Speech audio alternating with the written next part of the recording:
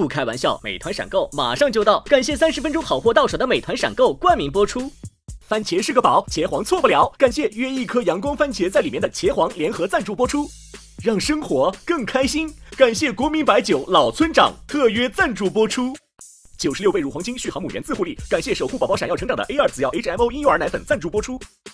找回状态，脉动回来，感谢随时随地帮你 call back 好状态的脉动行业赞助播出。聊天吃乐事，分享更快乐，本节目由片片薄脆乐事不停的乐事赞助播出。真好笑，真有机，本节目由3方认证真有机的海天有机赞助播出。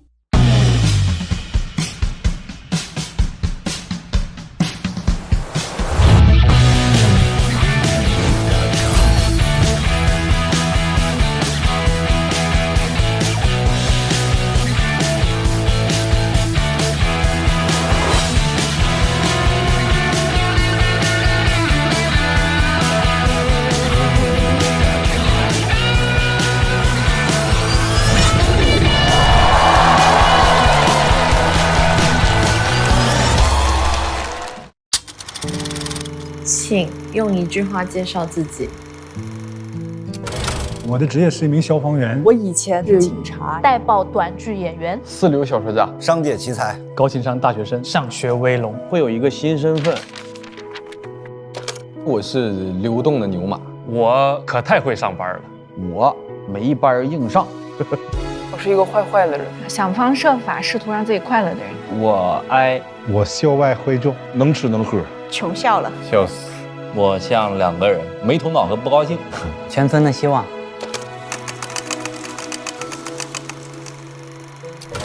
我可能就是一个来自土地的人，黄土高原上的一个小山村。黑龙江省呼兰县，现在是哈尔滨市呼兰区。安徽省宿州市灵璧县下楼镇乔河村。家也是一个让人会受到伤害的地方。不想躺，只想逃。一直在思考我到底是谁，或者我应该是谁。你看我的表演就知道了，谜底就在谜面上。干了一些别人不太敢干的事儿。这个世界我来都来了，那就好好活着。我可能会搞砸这个事情。我是无所谓的不经云。你只需要抓住你能抓住的那些就好了。偶尔会有内心撞地球这种冲动。一场冒险，一场历险。我永远相信徐志胜会比之前的自己更好笑。你在舞台上真的去全身心的释放过了。我最近最拿得出手、最骄傲的事情。我是呼兰，我是徐浩伦，我是珊瑚，荒岛人气王，战鹰，不至于周星宇，我肉体上泰坦，王小弟，王子涵，吴恺，小大鹅，阿生，小跑，王毅，张慧，小蝶，张小干，赵玉，雪碧，小齐，大小尼古丁，艾斯，鸡翅。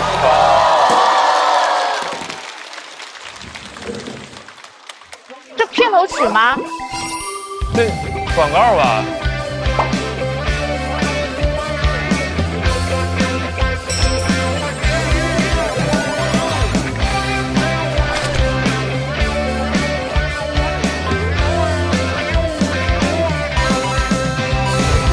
给我点阳光，阳光我就灿烂；给个破框，我就能下蛋。给我头大蒜，大蒜就能下饭，谁都拦不住我，都我自己玩。给我一个木马，我就开始旋转；给我一个主角，我就开始撒欢。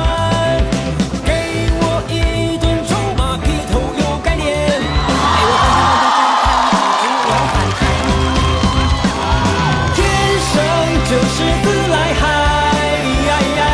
原因留给别人猜，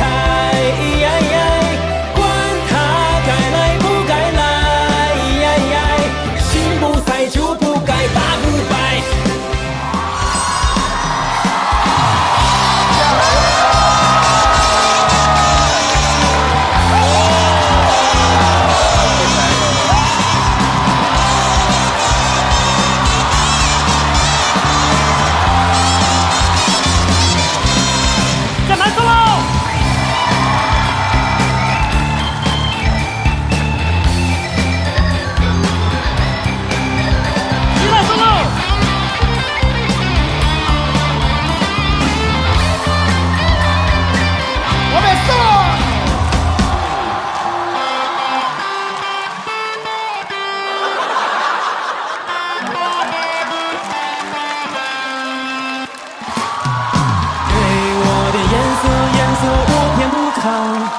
给包咸盐，我偏要扯淡。给我个条条框框，我偏调侃；给我大王蛋，我偏要去巡山。给我摔了一跤，直接开始睡觉。给我一场发烧，热度就比你高。给我一盆冷水，劈头又盖脸。正好我今天没洗澡。天生就是自来嗨，愿意留给别人猜，管他该来不该来，心不在就不该打不败。天生就是自来嗨，愿意留给别人猜，管他该来不该来，笑不开花不来真不该，心不在就不该打不败。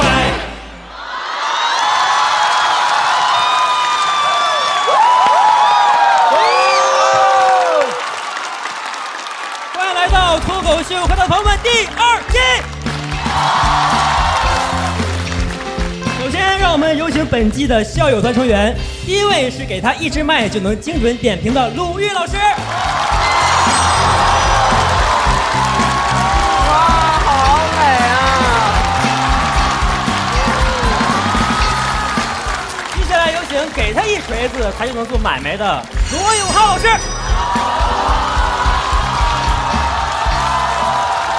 掌声有请我的好朋友，什么都不用给就能自来嗨的大张伟。最后最热烈的掌声有请给他多少批评他都可以反弹反弹再反弹的最坚强的主持人张绍刚。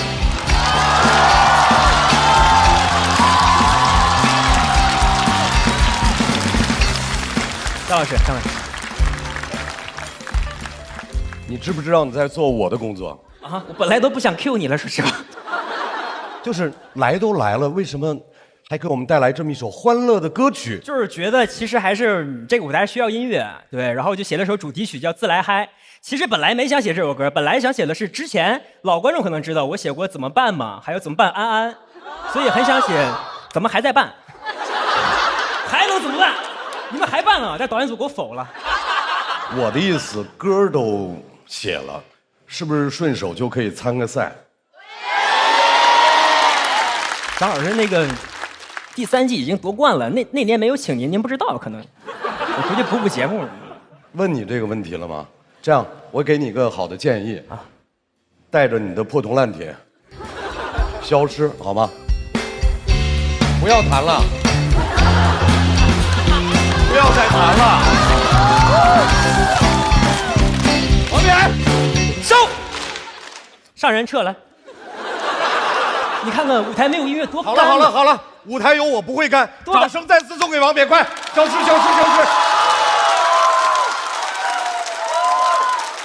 再次感谢王冕给我们带来的热场歌曲。我还会回来的，加油！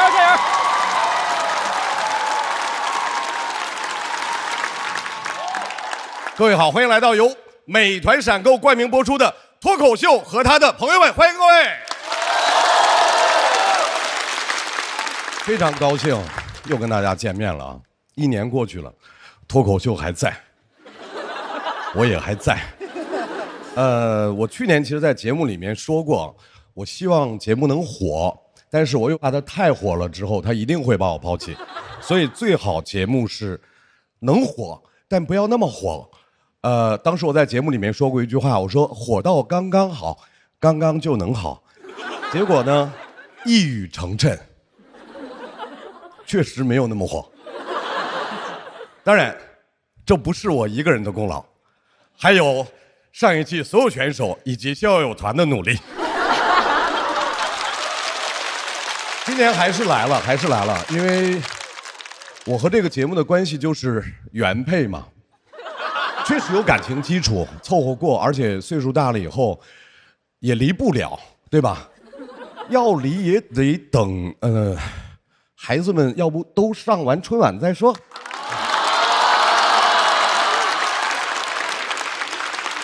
年孩子多，今年一共有59组孩子。看来呢，和脱口秀做朋友的人是越来越多了。同时还是这里上春晚的人多一些。啊，我们这个节目是脱口秀的星光大道。啊，校友团还是那些老朋友，鲁豫、大张伟，大家很熟悉，不只是朋友，家人啊，完全可以写进节目的家谱。欢迎二位。另一位老朋友罗永浩老师，为什么我没有说他可以写进家谱？因为他很偶尔，但是也很经常，他会去对面串门。我是很怕我把他当家人，他只是想跟我们交个朋友。他们3个就是脱口秀的黄金阵容，去年想同台，但是3位没有能够一起同台，今年被我们凑齐了啊！来，今天我们这个王炸组合第一次在节目当中聚首，互评一下。罗老师，评一下鲁豫老师和大张伟。我觉得过去的20多年吧，有中国娱乐圈没有大张伟的话，我就觉得这个娱乐2个字也比较牵强。然后我没有那么出色，我见你会羞涩，太吓人了。还有就是中国的20多年，如果没有鲁豫老师的人物专访，我们在这类的节目里可能看到的更多不是人物。所以从这个意义上，我觉得有幸能跟这2位老师同台，我是非常高兴的。对，因为罗老师跟我就是有一种特别奇妙的缘分，而且罗老师一直在脱口秀界一直在诱惑着大家，我也一直在诱惑着，我们俩加一块就是罗大佑嘛，然后感觉特别开心。而且罗老师就是在我心目中走哪都是顶梁柱，但是罗老师来到脱口秀愿意把自个儿放平，变成桥梁，是吧？让别人通过他变得更好，所以就要给罗老师掌声鼓励。感谢。是。鲁豫老师，哎呦喂，鲁豫老师跟我在一块儿，我们俩的这个 CP 名啊，就像那个毛豆的一个梗一样，我们讲鲁豫、大张伟、鲁大肠啊。而且那个鲁豫老师在我心目中就像一个白色的颜料，有很多颜料感觉都特别的鲜艳，但是没有白色的颜料来提亮，他们也不会显他们，所以说鲁豫老师就是我们节目的提亮大师。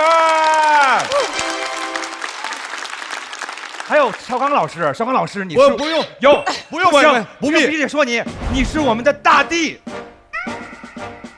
我们可以踩你，不是 ，no，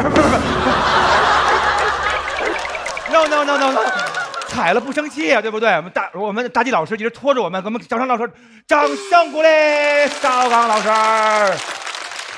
鲁豫老师已经夸到这种程度了，已经这么华彩了。来，鲁豫老师点评2位。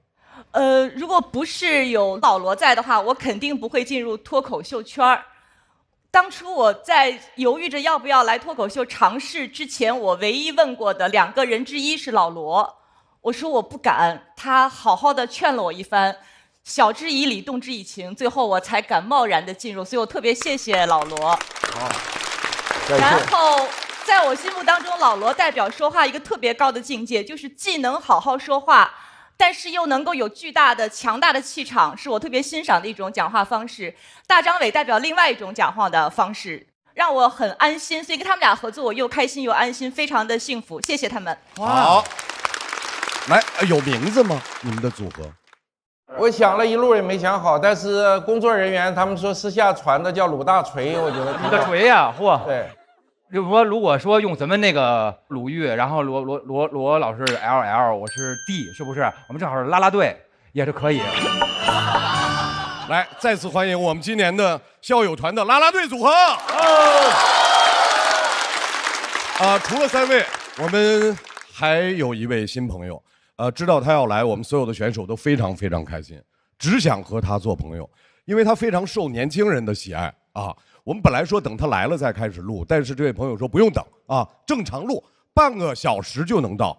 给大家隆重介绍啊，他就是美团闪购啊，一种动态的购物方式，吃的、喝的、玩的、用的，他都有，都能送，30分钟就到手。这速度怎么说呢？就是我们简单说2句的功夫，他就到了，并且美团闪购这次不是自己来的，他还给我们带来了一位他的新朋友，让我们掌声有请李宇春。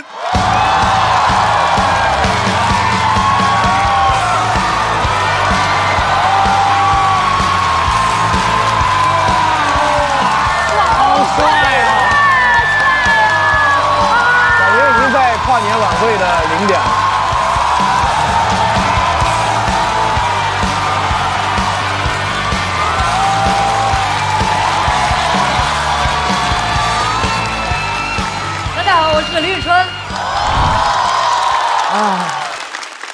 我这次来参加脱口秀，是因为我看了很多这里女演员表演的段子，他们让我这个 I 人呢，也有了自己想要表达的一种冲动。我也要上桌，但是他们说呢，我这个叫换桌，你想在哪桌在哪桌，你可以站在桌上。其实我这次讲脱口秀，我的压力是非常非常大的，因为我从来没干过。听了段子，虽然有了创作的冲动，但是是音乐上的冲动，不是 talk。说不是我的本职，也不是我擅长的部分。但是我作为脱口秀的朋友，我得说。所以呢，我现在有点不想做脱口秀的朋友了，我有点想做脱口秀的仇人。脱口秀挺火的，而且火的刚刚好。我之前碰到过徐志胜2次，第一次擦肩而过，我叫他徐志胜，他拔腿就跑。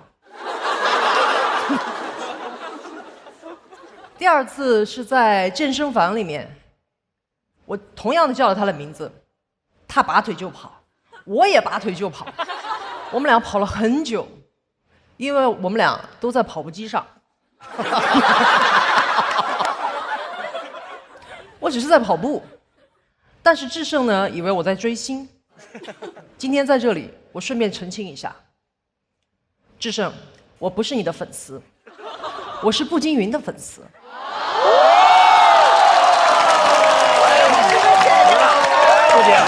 这辈子值了。这是我第一次澄清谣言，因为这是所有的谣言里面最恶劣的一个。其实从出道开始呢，关于我的谣言就有很多。20岁说我是牛奶大亨的女儿，30岁说我嫁给了法国老头，40岁说我被命运彻底的击倒，坐上了轮椅，财产无人继承。相比之下呢，我觉得还是微博的热搜比较友好，他们只是在问谁给李宇春穿了裙子。我正式回应一下，我自己穿的。而且我要做一个科普，裙子呢是一种围在腰部没有裤腿的服装，不是人的第2性征。无论一个人穿不穿裙子，都不值得上热搜。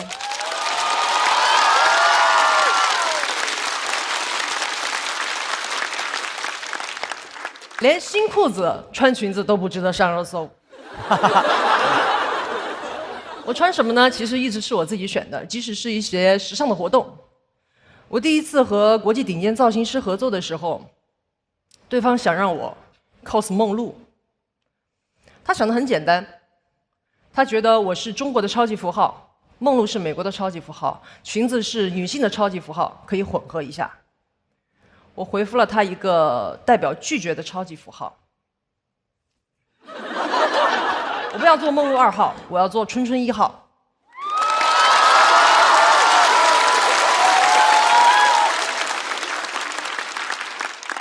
之前拍一个品牌的广告 ，slogan 是“你值得拥有”。我跟甲方说，我不想说你值得拥有，我想说我值得拥有。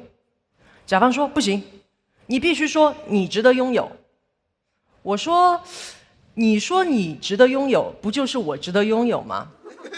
他被我问住了，他说：“你主体性好强啊！我跟你聊了没2句，我这个甲方就已经变成客体了。”我说：“客体，你值得拥有。”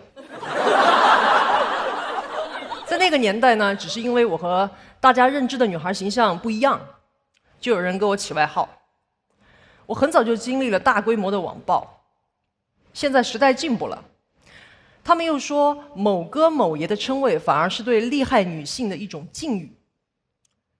我想，那这样来说，某姐某奶也可以是对厉害男性的一种敬语喽。比如 ，yes， 罗老师，有大局观，赐名罗奶。好。张绍刚老师，主持业务娴熟，赐名刚姐。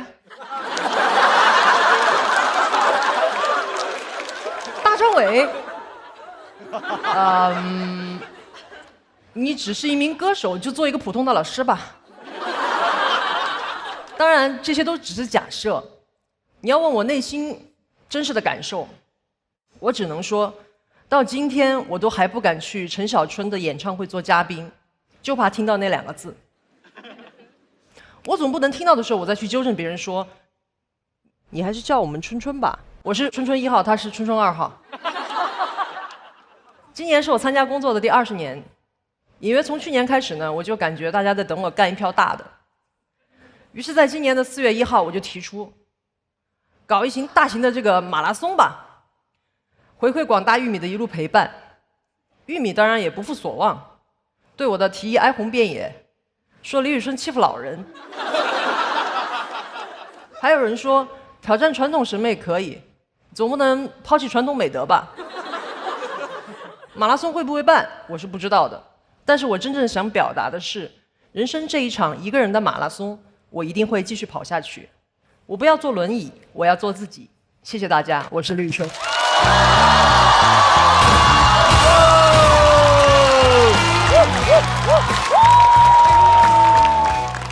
春春第一次说脱口秀啥感受？我之前其实想带了一个乐器来这个舞台，叫退堂鼓。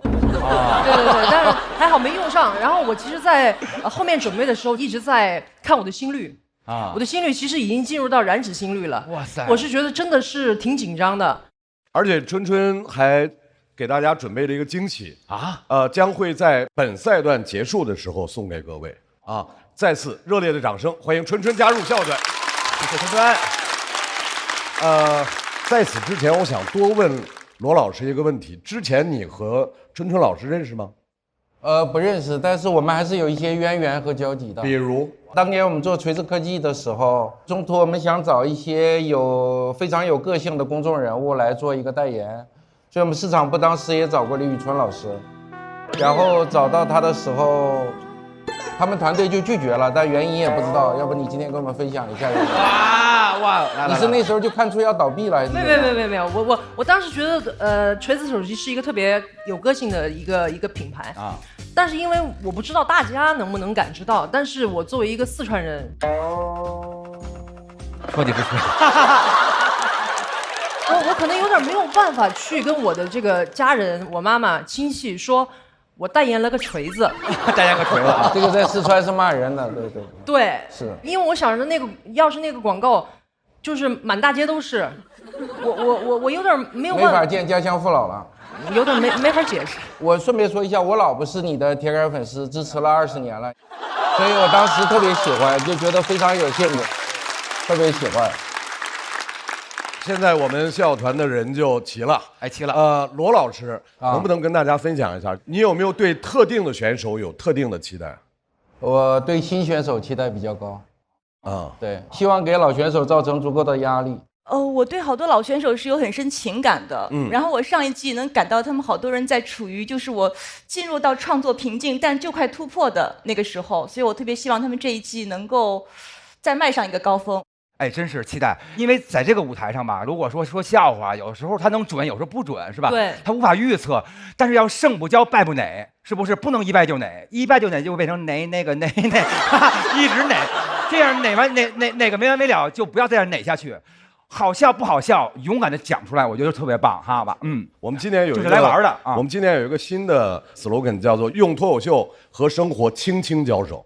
为什么不是大打出手呢？因为脱口秀谁都打不过。太棒了。我觉得脱口秀是所有的演员在生活当中和生活轻轻交手之后，用幽默的方式，用脱口秀的方式来描述自己的困境，来描述自己的遭遇的一个特别好的方式。那应该叫认怂保平安呀。好，下一季好吧？得了所以也希望我们脱口秀演员们，他们精彩的脱口秀表演，也给生活当中有相似困境的朋友一个和生活轻轻交手的体验和感受。看一下真正的主角们，59组选手都已经在备战圈摩拳擦掌，来看你磨成什么样了啊！来了，哎呦喂！好，各位抓紧准备。我们先挂了电话，把你们更多的精彩留在舞台上，加油，各位，加油！然后还有一些朋友要隆重介绍，就是我们节目特别重要的优秀的编剧团队、编剧朋友们，他们是这样的一帮人，就是他们自己不爱参赛，但是特别爱看比赛让我们掌声欢迎程璐、海源、袅袅、三弟那儿非常爱退赛的博洋、放放。我们编剧老师选一个代表，选一位代表。来替编剧老师们发个言，就是这季有没有什么特别的期待？袅袅老师，那个希望选手赛出风格，赛出秀。哇，好棒啊！熟悉的感觉终于来了，好冷漠哇，喜欢这个感觉。那除了我们编剧老师之外，在台上还有一个人群，我们需要特别的介绍，因为他们很重要，他们一直在给脱口秀输送新鲜的血液，他们是全国的很多优秀的脱口秀俱乐部的主理人。因为他们不断的输送着新鲜血液，我们才能够在节目里面感受到那么多优秀的脱口秀新人。让我们来给大家介绍一下，他们是开花脱口秀、会说笑喜剧、喜翻喜剧、西安喜欢脱口秀、笑妈喜剧、昆明不止喜剧、会笑喜剧、过载喜剧俱乐部、宁波蓝梗喜剧、四笑喜剧、Kudos 可逗了工作坊、苏州莱塞喜剧、搞笑圈脱口秀、无名喜剧、都不酷喜剧、加密喜剧、趣听喜剧、上课喜剧、单立人喜剧、喜剧联合国。下一波，让我们再次把掌声送给各位。最后还有很多来自各行各业的脱口秀的好朋友们，欢迎大家。Hello， 有来开心了。来介绍一下赛制。在比赛之前，我们在线下呢邀请了来自不同行业的、不同年龄的200位观众，对他们的这个自我介绍做了兴趣度的投票。第一眼就看到那个我来都来了，是因为来都来了就要做一下这件事情。我来都来了，因为我比较喜欢他这个无所谓的态度。我像两个人，因为必须要有双重的人格，才能与这个社会达成一种共识。我一个坏的人，有时候偶尔的时候做一个坏的人还是很爽的。我走了条弯路也很喜欢，可能喜剧的内涵就是悲剧吧。我爹味渐浓，我想看到底浓到什么程度，然后到底怎么样浓法。我真的受伤，因为我左手真的受伤了，我刚拆完钢板。我流动牛马，因为我觉得他有可能是徐志胜，他最近参加各种综艺，在刷脸，然后在打工。根据观众的感兴趣程度，所有的自我介绍产生了1到59的排名。按照排名的先后顺序，选手依次盲选其余的选手的自我介绍，这样来形成 PK 的关系。我们大屏幕显示一下，我们最受欢迎的自我介绍是我来都来了。那我们掌声恭喜这位来都来了的朋友，这位朋友也可以举手了。我选这个。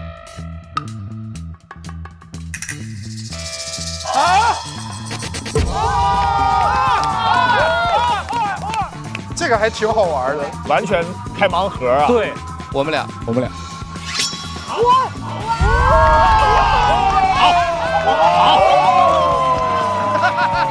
说世子之真，向来如此吧，真的。这个太有节目了。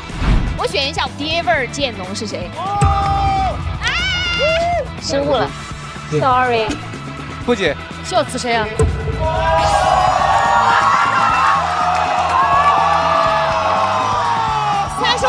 三收三世。毛豆吧，就有专场嘛，这。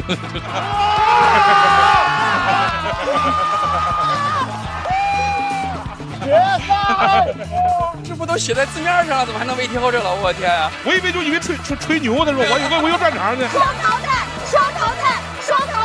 这次第一集都好看，全是总决赛的感觉。对。命运的齿轮，哇！这就是综艺。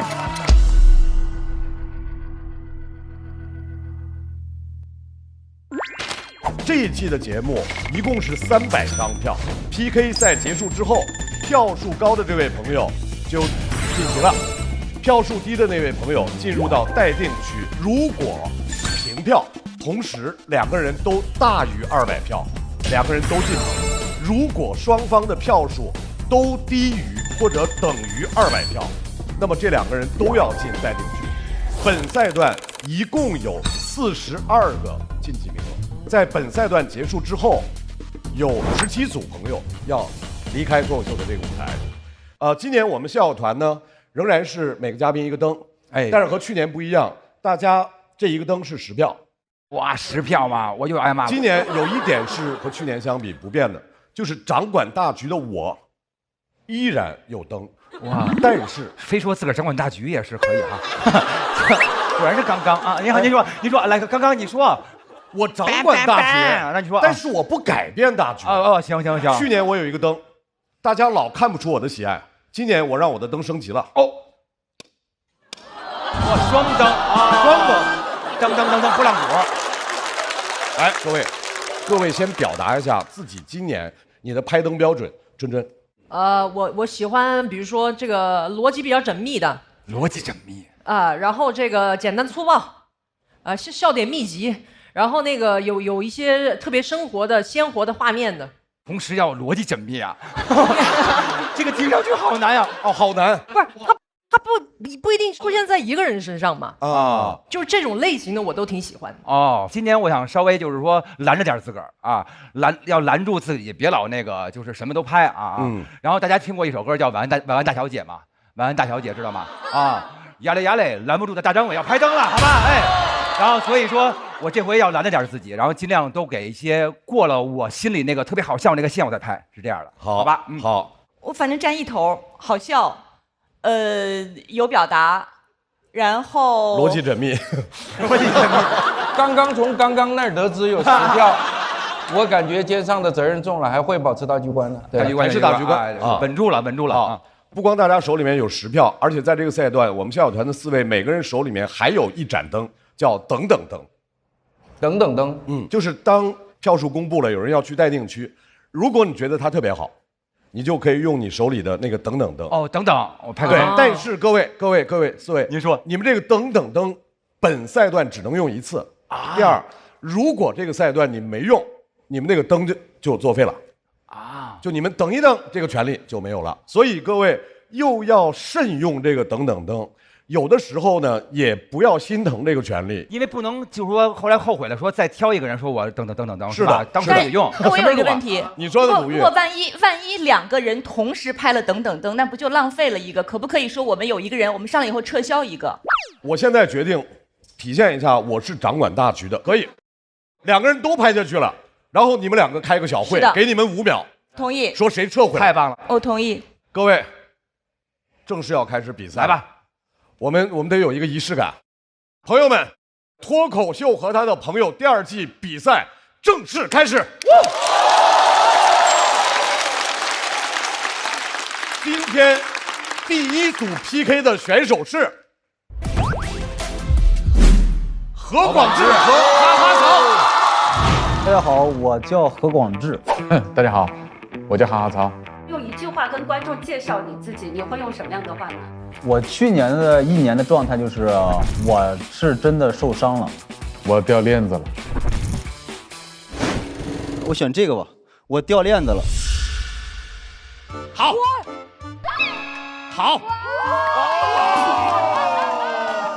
你起个这么低调的名，你掉链子了，哥，你掉链子了，给我玩这一套是吧？2位老师现在心情如何？哎，我有点释然了。但是如果是你选的话，其实我又能想明白。为什么呢？因为我了解一些广智的生活哲学，就是捏软柿子。对，我来比赛就是求稳。我从字面意思上理解是我掉链子了，这哥们儿应该是这一篇没写出来。我说那你没写出来，我就给你送走。想了扮猪吃老虎呢，我想了一般的高手他不会挑一个看上去这么弱的标签，但如果是广智的话就不一定了。哎，没想到是这个结果，这就命运的安排吧。是，既然事已至此了，就是我们哥俩就好好的给他们奉献一场，就是有强度的表演，有强度的菜鸡互啄吧，有强度的2个大菜鸡互啄，你看上成熟的菜鸡了，我们成熟的菜鸡互啄。掌声欢迎何广智。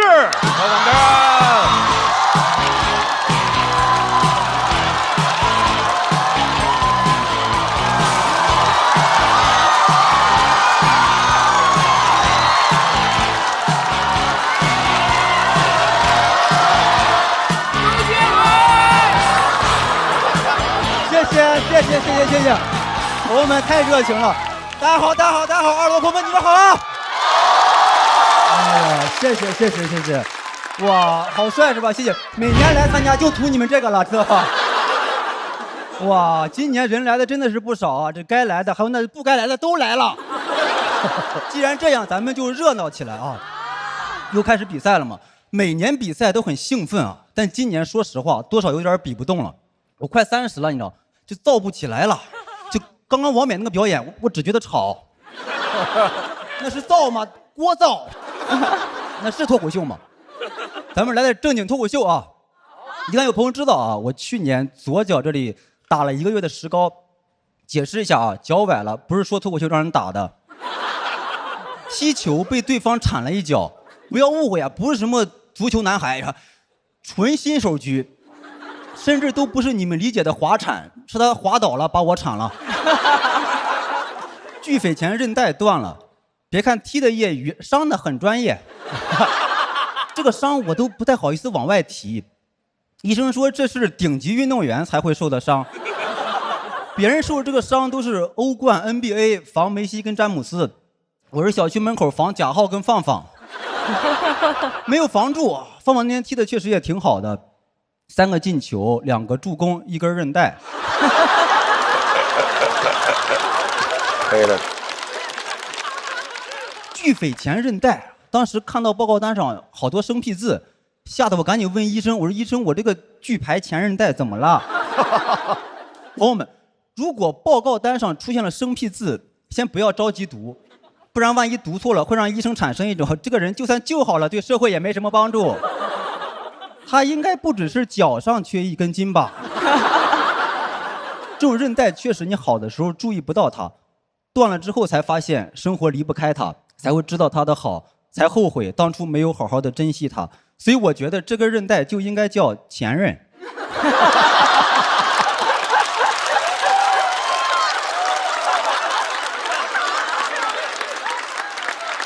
受伤的方式也很像，疑问是怎么受的伤，回答都是让人插足了。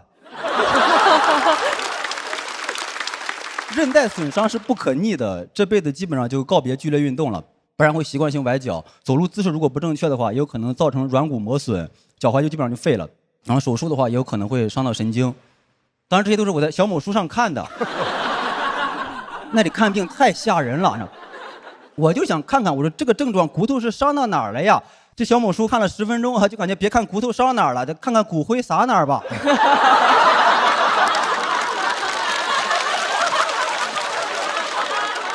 我搜崴脚出来的图片，全是那种脚肿的跟猪蹄儿似的，很惨，但是很好笑。当时也没有心情笑，直到我刷到了一个跟我伤的同一个位置，但是肿的比我厉害的，笑死我了。笑着笑着就笑不出来了，因为他说一开始的时候也不肿，第2天肿起来了，打算明天去手术了。所以那段时间我每天都去那哥们儿的主页看一眼，我说哥们儿怎么还不更新呀？哥们儿你手术完之后怎么回事？你倒是说一声呀！你手术完之后你是能走了呀，还是走了呀？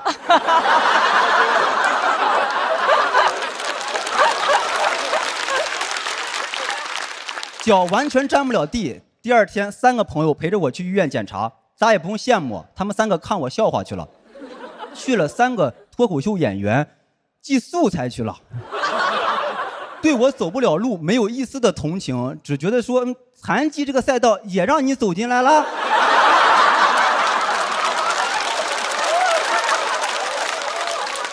他们的冷漠让我想到了余华带着史铁生踢球的故事。我发现网上好多人都特别喜欢这个故事，觉得这么开玩笑太酷了。为什么？因为你们带入的是余华。我铁生说一句，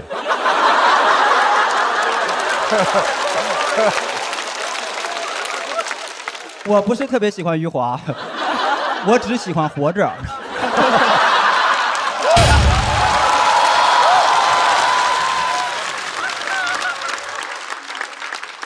怎么说？出完这个文化梗，觉得自己更像史铁生了。他们说别装了，你就是个大专生。医生看完就说没有好办法，只能是打石膏，或者是买充气靴。充气靴呢会美观一些，你选哪一个？这时候我朋友突然站起来说：“哥，我建议还是打石膏。”我说为啥？他说：“哥，因为我没见过打石膏。”我说不应该呀，你嘴这么欠，应该没少打石膏呀。买了一副新拐，还有人劝我说可以去二手平台看一看，因为理论上来讲应该有很多闲置拐杖。后来我去看了一眼，庆幸买的是新拐，因为我发现很多二手平台卖拐的要求是同城自提。我怎么自提？就我要想买那个拐，我得先买个拐。我的个乖乖！这个简单粗暴。买拐悖论哈，好在有美团闪购哈，30分钟就给我送到了。先生，您的拐啊，我的拐。拄着拐打着石膏，持续了1个多月，耽误了很多工作嘛。当时最直接的影响就是耽误了一个走红毯的工作，那个星光大赏去不了。有人给我出主意说可以坐轮椅去，就很尴尬呢。因为就我这个咖位，坐轮椅去的话，人家看见之后得说他也不是必须得来。如果我真的坐轮椅去了，谁会想推我呢？他们说你不用想这么多，你要这样还能去的话，那就是资本想推你。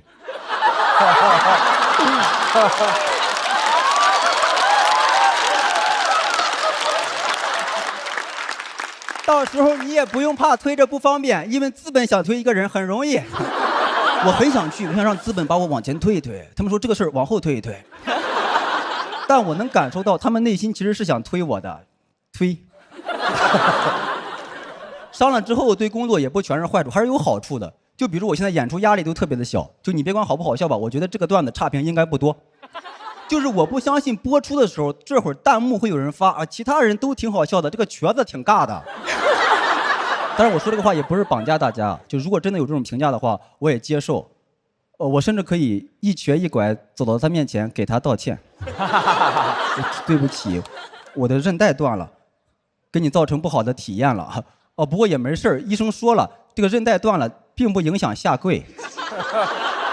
就是跪的时候可能会有一些疼啊，就不过也没事，你的良心不疼就行。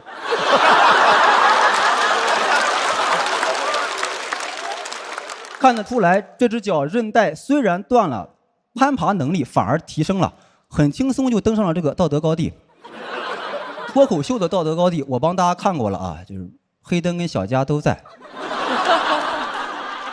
我真的觉得这个行业太残酷了，你像黑灯跟小佳。他们会把所有的伤痛给当成素材，就导致我现在一有伤痛，心情就特别的复杂。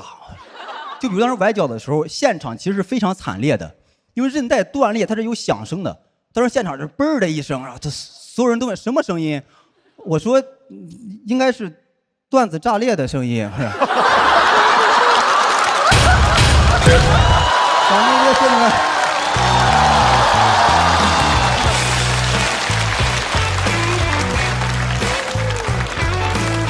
给了，应该给了4灯吧？4灯。谢谢广智给我们带来的精彩表演。来现场的各位朋友，不要忘了手中的投票器，倒计时，2、1，好，再次谢谢广智的表演。谢谢大家，谢谢大家。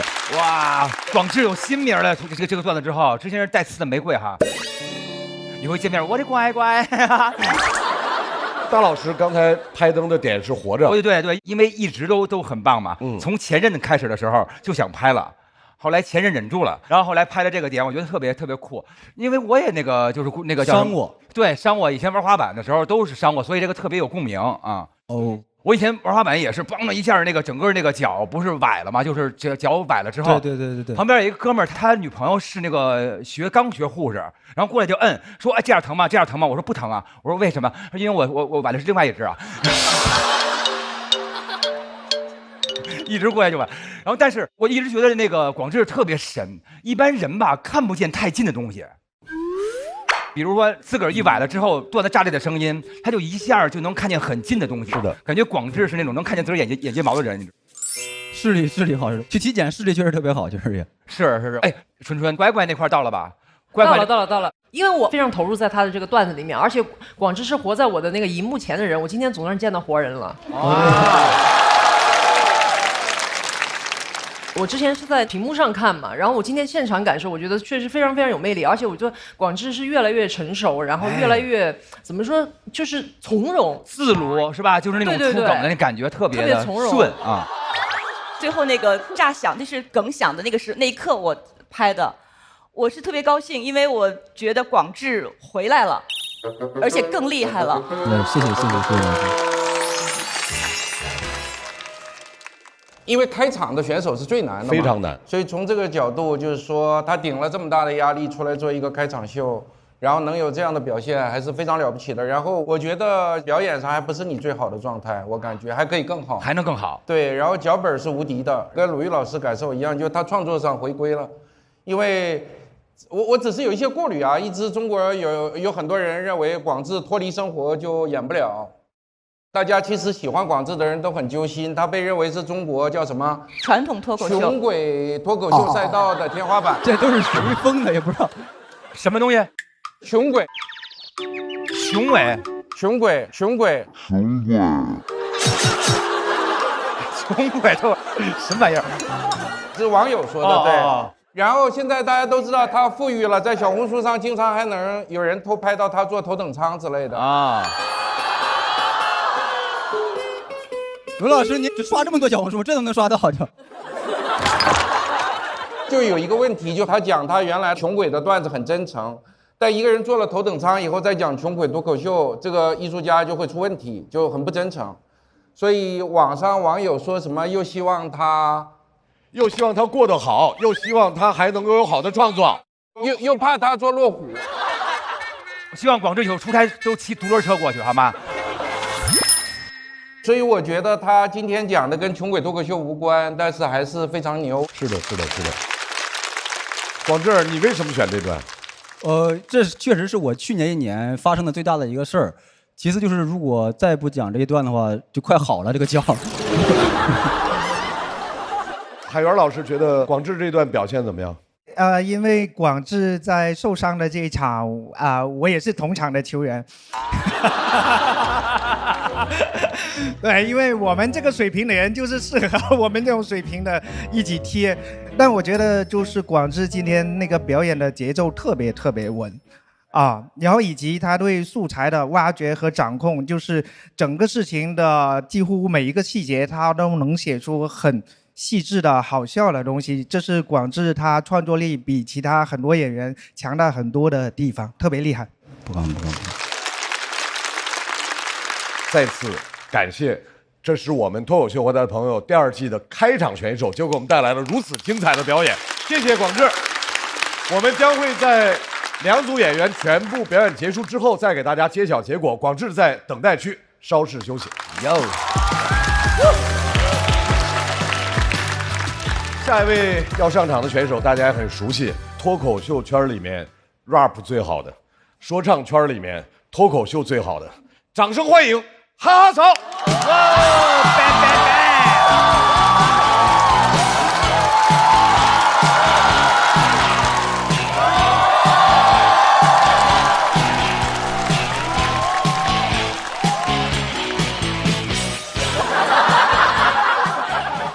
大家好，我是哈哈茶。大家好。很高兴能回到这个舞台啊！说实话，去年的比赛比的也还坎坷，但是好在有坎坷就有回甘。我去年不是第1期就讲自己搞说唱嘛，今年早些时候呀，新说唱那个节目组找过来了。他问我去不去。我肯定去，我说我当时来这，就是为了去那。那么既然今天又回到了这里呢，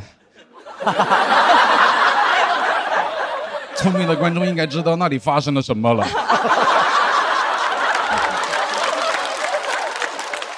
我缓了好久，我才想明白，他们把我喊过去，就是把我当吊哥搞了。我说我都准备了3个月的阿卡贝拉了，怎么临时让我加一段跟脱口秀有关的搞笑的那个说唱？我当时还想着，那对我还挺上心，我就答应了。我当时信心满满，我来上海海选就2天，我带了4条内裤来的。我想着肯定要多待一会儿嘛。今年4月9号来的上海，住到官方指定的那个大酒店里面，加上我那酒店一共关了270个 rapper。我那天看到他们以后，我发现一个残忍的事实：我只有在这个舞台才像个 rapper。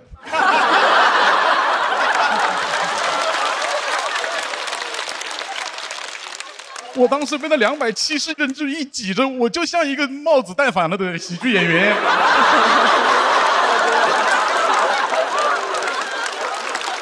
我看他们，我就露怯，他们那个样子都像那种小学门口见一次要少5块钱的角色。我是真怕他们呀！他们跟我讲话都说：“你一个讲脱口秀的过来干什么？”我说：“我过来采风。”但是当时心里面还是放了狠话的，我心里面讲的是我来给中文说唱洗牌来了。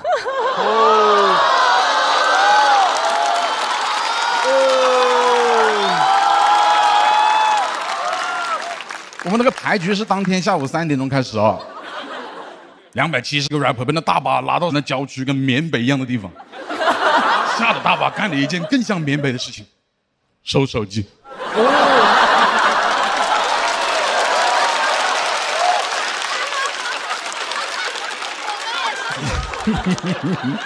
哎呦，现在的 rapper 没有那个狠劲了，喊收手机就收了。我还等着在后面助攻一句，我说对呀，凭什么拿我们手机？没有出头鸟，哎呀，手机被收完了，我们就开始聊天，人家也挺不容易。他们说每年参加这个东西像高考一样，我一感慨，我说那我这是第2次参加高考了。他说你之前来过我们这个节目吗？我说没有，我参加过一次真正的高考。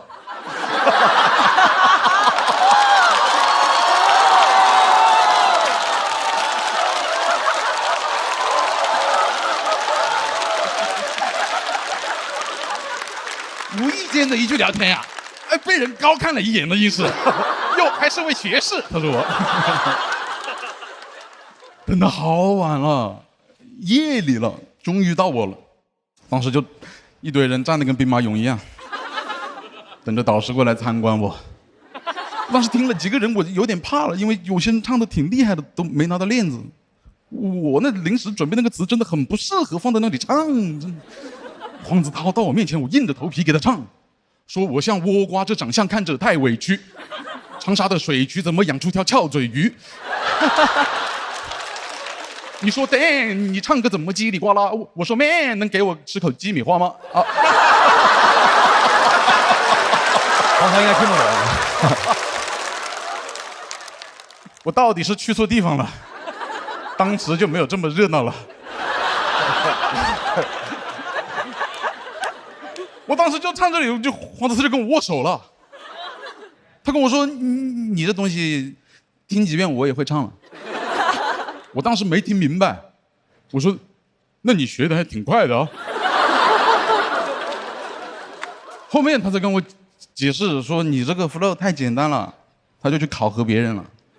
他这么一走，当时一看表，4月10号是我32岁的生日。我那下好难过，我在想我在干嘛？我都32岁了，我为了音乐梦想背井离乡，我带了4条内裤跑到上海来，大半夜的在这郊区里面鬼喊鬼叫的。我准备了2个月的词，我就唱了4句。我在干嘛？我讲脱口秀蛮好的，我还是个太子，我跑过来当质子来了。仗还没打就把我献祭了，真的。我当时真的受不了那个刺激，我当时大脑开启了保护机制，我就开始幻想一个不存在的现实，黄子韬莫名其妙的过来听我接着唱。我给他唱完以后，他说：“兄弟，你刚刚就该唱这个。”然后把链子往我身上一挂，我说：“hold了。”然后我再拿着个链子走到另外一个兄弟面前，我说：“哥们儿，你刚刚唱了3次零失误，你比我更值得这根链子。这个链子不是黄子韬给你的，也不是我哈哈曹给你的 ，bro。这个链子是中文 hip hop 给你的。当时在场的270个 rapper 一听这么 hip hop， 然后冲过来抱着我，把我抛向高空 hip hop hip hop hip hop。我这个梦是什么时候醒的嘞？是后面那个导演组发出一声这个声音说，第2组考核全部结束，请回休息区吃盒饭。我吃盒饭的时候，我看见我复活的那个哥们了，我才意识到啊，我们这 loser 在这吃盒饭。那一刻真的泪水打湿盒饭。想回湘江河畔，嗨，但是我手机又不在身上，我还得去求那个导演把手机还给我。他说：“哈，曹老师，我会把手机给你，你就跑了吧。”他一下读穿了我，我只能跟他装可怜。我说：“我今天32岁生日，你可以去查我身份证。”我32岁了，我10几个小时没跟我老婆孩子联系了。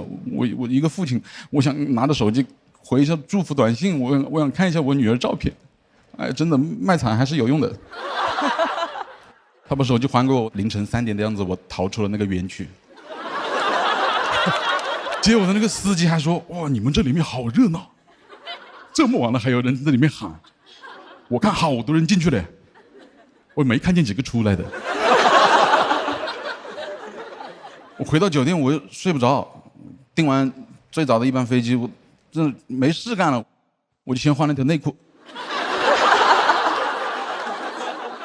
我后面第2天9点钟的时候就已经回到我长沙的家的床上了。根据我那边线人的情况呢，他们录到了第2天的8点钟，他们说你跑得太快了，兄弟，你跑得再快一点，你都有不在场证明了。我那天在飞机上，我也是没合得了眼，真的太难过了。一闭眼，我脑子里就在唱，我还准备了没唱完的那个阿卡贝拉。我一闭眼，我就在想黄子韬说我这东西太简单了。我就闭眼，我就想我是不是能唱得再快一点就好了？我是不是唱得足够快，快得超过光速，能够让时间倒转？说我说我这整天看太委屈，唱的委屈怎么讲？就是像嘴时间不停的倒转，倒转的那个新说唱的导演过来问我去不去，我说我不去。我是一个脱口秀演员。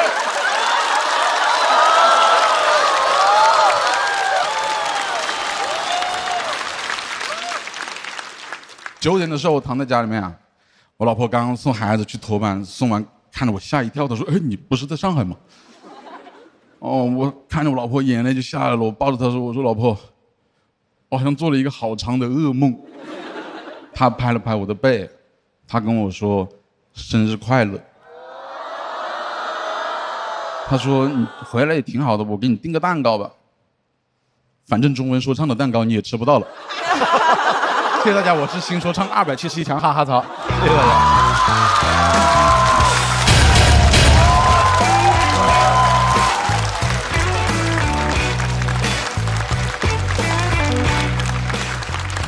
现场的各位朋友，不要忘记投票，倒计时，2、1，锁票。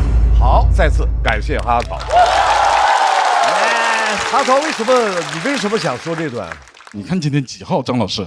这才1个月，我消化不了这件事情，我难受了好久。我一个月也没有喊人 bro 了。我朋友说啊，最近我录音棚也不想去了，我跑过来当质子来了，就是把我当调哥搞了。能够让时间倒转，导演过来问我去不去，我说我不去。因为他这事儿我跟我说过，我们正好录另外一个节目的时候，咱俩还聊这事儿呢。哎，你要是评委，你当过？我去年当过，我去年正好是录这个节目，跟咱们节目，然后跟那个说唱节目，这个节目叫 The Show Must Go On 嘛，那个节目叫 The Show Must Hold On 嘛，就是一直在 hold on， 也不 hold 哪儿呢。然后那个，如果你会给链子吗？我给啊，我还跟他说来着，我说这我能不给吗？我太喜欢这个了。但是就是因为可能黄子韬，所以是黄子韬听不懂。也不是黄，这话是你说的，不是，I'm a， 你才是 rapper， 你是最 rapper 好吗？哇塞，你太 rap 了，不是，我说的是可能，可能就是说，因为他听 flow 特别多一些哈，然后这个中间那个梗那个点没听懂，我以为他认识我啊。根本不认识我。那一下我就觉得我很傻，你知道吧？但是我已经准备好我的那个，对。之前你跟我说完之后，我还在想，我还想跟你说呢。我说你应该上去先调侃他2句，说我手里有麦克风，你是徐阳老公什么类似这样。看到我你就蹦蹦蹦，然后我跟你说黄子韬他特别可爱，他需要别人跟他那个互动，强互动，你知道吧？强互动特别好玩。对，我在那根本没有办法幽默，我真的好紧张，真的那270个人很吓人的。头一天我就被他们吓到了，因为第2天要准备阿卡贝拉，他们的手一直搓，然后真的吧？盯着你看，真的，我很害怕，我真的腿肚子抽筋，我站在那坑里面。哎，春春，就是刚才打动你的是什么？首先就是我对那个长沙的那个口音是有一种天然的亲切感的，就塑料有点塑料的普通话。no。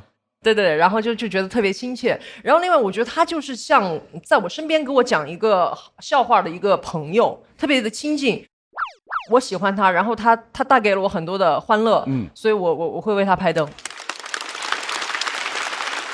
还有他刚才整个那一段就像一个说唱梦这个电影，然后里面他有很多的细节，比如说他说到我本来都准备好了，我要那个补刀一句，说怎么都没有人教那个什么，我就不教手机，说但是没有出头鸟，他中间没有一个再多一句废话，对，没有废话，他直接说对呀，凭什么？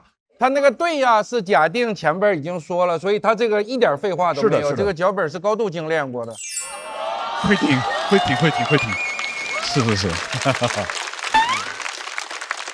他那个给我一个印象，就是以前崔健写歌词有一句话说把那只手也给我，应该是《时代的晚上》那个歌词啊。他那个意思，他没有说先把一个手给我，再把那只手也给我，他直接上来就说把那只手也给我，意思是这只手我已经拿在手里了。对。他说那个对呀的时候，跟那个精炼提纯的程度是一样的，所以，这是我听过哈哈曹最好的一次。至于没拍灯的原因是，不，虽然你们说可以喜欢都拍，但我自己还是有一些心理上的障碍，所以，比如我听他们俩的时候，整体上我觉得广智的略胜一筹，所以我拍不拍灯，我看了一眼，3位老师都拍了，我觉得3个灯是我心里觉得可以接受的。所以我就没拍。如果他们3位但凡有1位没拍，我是100%会拍。好嘞，再次掌声送给哈嫂。同时，我们也请广智回到台中。到了要公布结果的时候了。从票团的手里面得到的票数，广智40，哈哈曹30。让我们来看一下最终的得票情况。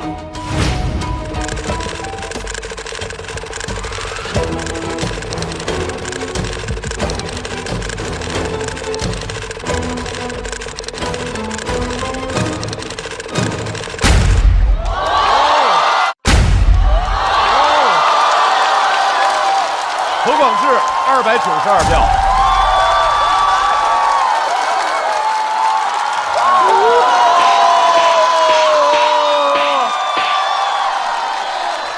哈哈曹244票。有人拍吗？有人拍吗？等。主力可能会给他拍灯。恭喜广智进入到晋级区。我先过去看一个，对吧？有点羞愧。我说实话，第一，首先我毕竟比了很多年了，而且呢，我觉得我今天这个票数多少有点虚高啊，占了一个开场的优势，大家对开场会有一些鼓励票在。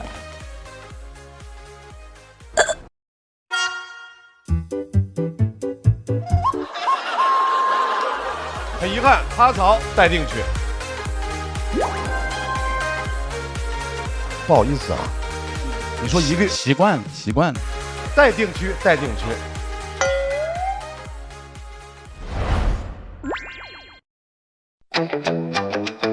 你是 rapper 大吗？讲得好，已经训话完成了，我们的曹哥已经训话的很好了。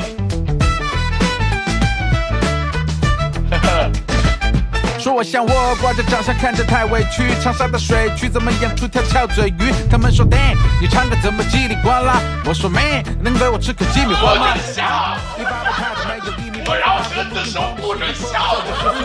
你25年19戏我06，杀马的障碍，今天搞不定，明天搞不定，战斗状态。你在酒吧里面微醺，我们在粉店里面晕探。你好好给我站直了，那你很太。我说粉加个煎蛋，你煮汤成一品，我把汤成一碗 bro。你说的街头舞街，我在 NG 上去，我们把 line up squad 来组建。你在音乐街上洒水，我在网咖里面续杯。OK， 你有排面，我有排骨面。你知道哈曹其实除了脱口秀演员之外，他还是一个 rapper。哦，不知道。评价一下他的 rap。不如他的脱口秀。我听不懂，他有点可能上不了台面吧。讲得好。墙上的看书广告，从 rap 挣着烦恼。每天下午楼我恨不得做滑翔伞。我的电动车每天有个下棋的老头看着没去过拉斯维加斯，我楼底下是麻将馆，我在洗碗。你说中文说唱要洗，还老婆切菜，我living boy，通常我叫 boy， 这叫生活，这并不叫比赛。楼上装修，我推开窗说造起来。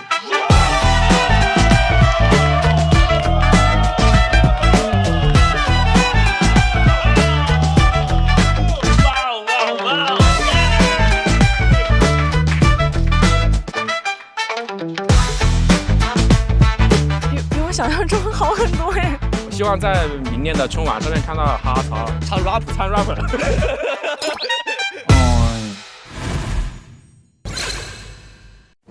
马上要在下一组对战的两位孙书恒和小蝶，掌声欢迎孙书恒。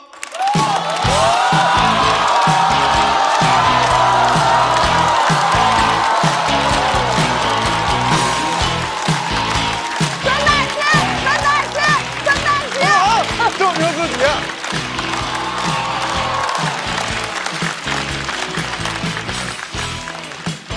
嗨，大家好，然后我叫孙书恒，啊，我其实是个 I 人啊，就是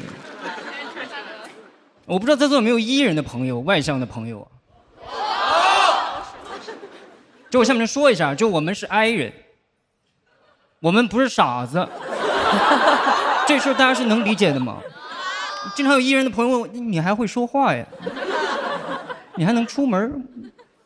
就我们也是一个具有正常民事行为能力的成年人，这件事大家是能，我们饿了也知道吃饭，下雨也知道往家跑。我甚至碰到认识的人，我还会主动跟他打个招呼，能怎么样？打个招呼能怎么样？回家再自杀呗，能怎么样呢？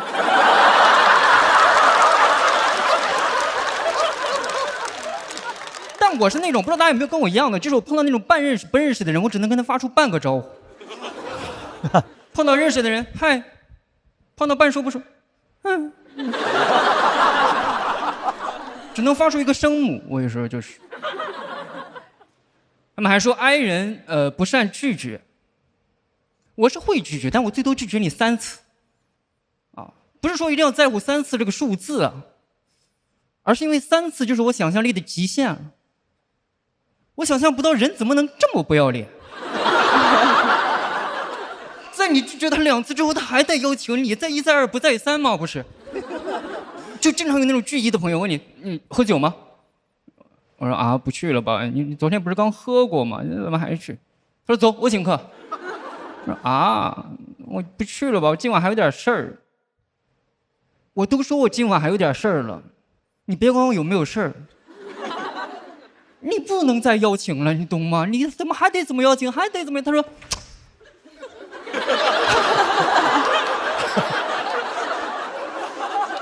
他完全不从社交当中获得任何的反思的，我反而开始反思我自己了。我说，喝酒这事儿，这我有那么不想去吗？人都邀请我3次了，我再拒绝，不知道会产生什么样的后果。人家说不定也内耗，人家有一些社交上的尴尬，人家也难受，人家也难受。然后问我E人的朋友，他们是怎么想的？他们说，嗨，孙润恒这人，你多叫几回他又来了。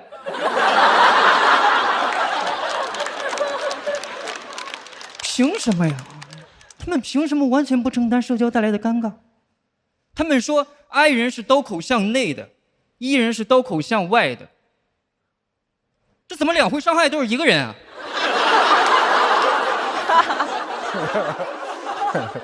我一测那个 MBTI 告诉我是调停者型人格。我说我不是什么调停者型人格，我是诸葛亮型人格。就你们有没有想过，诸葛亮他本来也不想出门。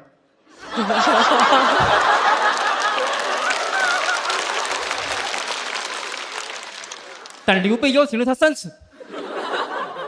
诸葛亮心想，我是不想出门，但你说就匡扶汉室这事儿，他有那么难吗？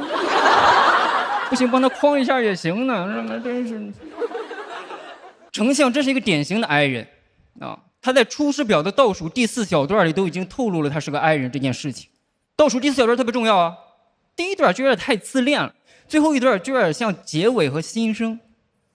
倒数第4小段没人在乎，在那悄悄透露自己是个 I 人，前面铺垫了一堆的治国方针，最后才敢说臣本INFP， 躬耕于南阳，苟全性命于乱世，不求闻达于诸侯。但先帝是个 ENFJ 呀。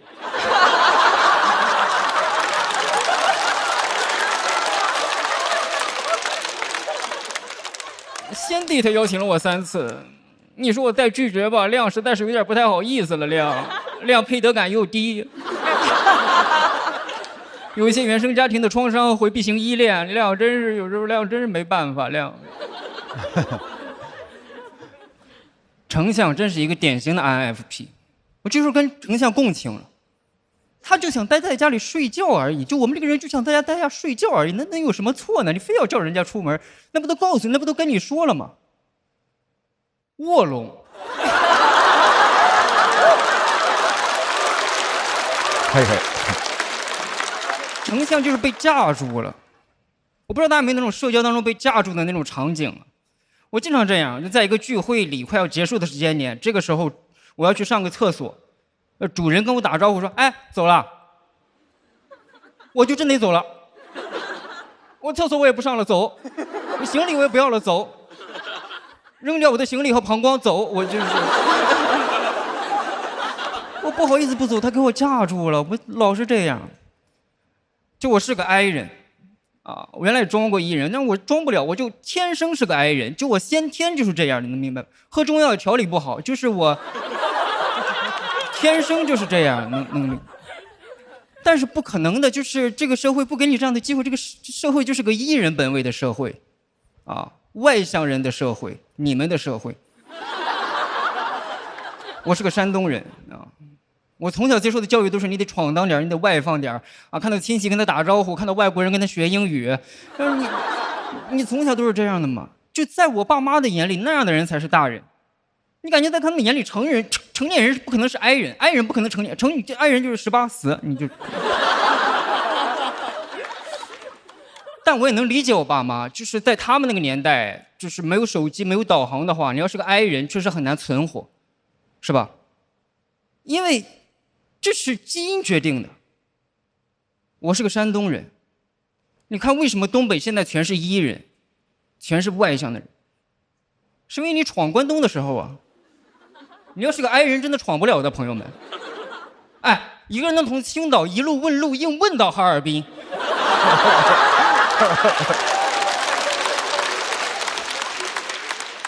2270公里。他得多E呀，他不光是个E人，他是个疯子，我觉得他真是，哎呦，我真不行，我最多到潍坊，我就。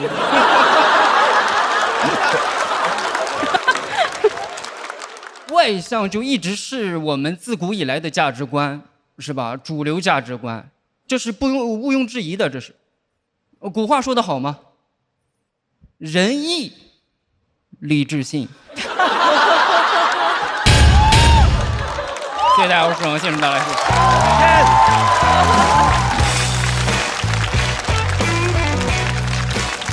来，各位抓紧，在孙书恒的表演结束之后啊，孙书恒索票通道开启。再次感谢孙书恒的表演。4位，你是 I 人，我知道，哎，都 I 啊。所以大家都能理解孙书恒说到的生活里面这些沟通、怕沟通的这些困境吗？他讲到问路的时候，我太共情了。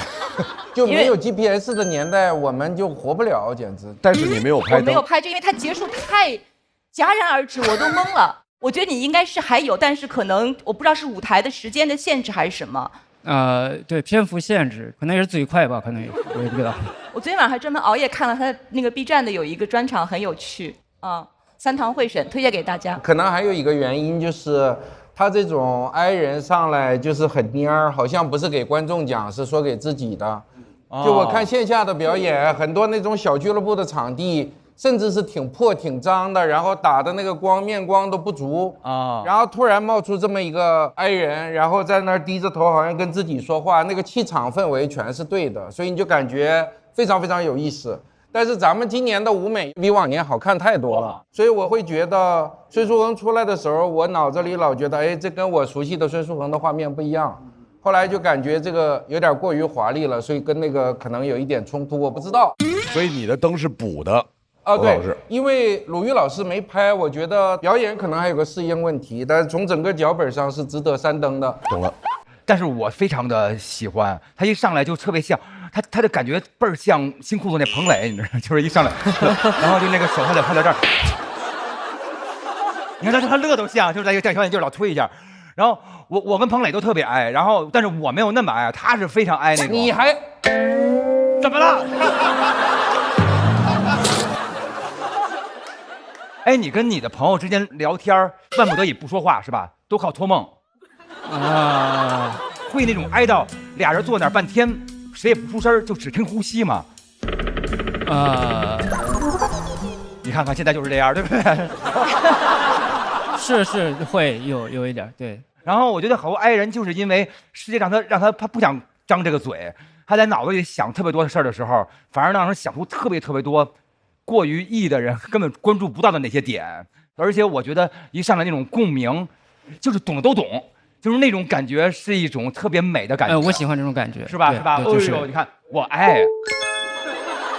我是有几个共鸣点的，就是一个是他无法在3次之后拒绝别人，其实我自己也是做不到的，我很难做到。所以我们当年的广告跟你说3次就行了。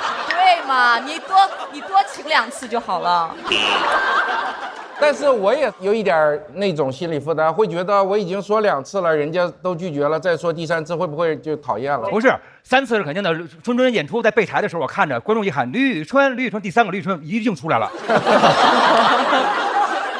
等到第3个啊。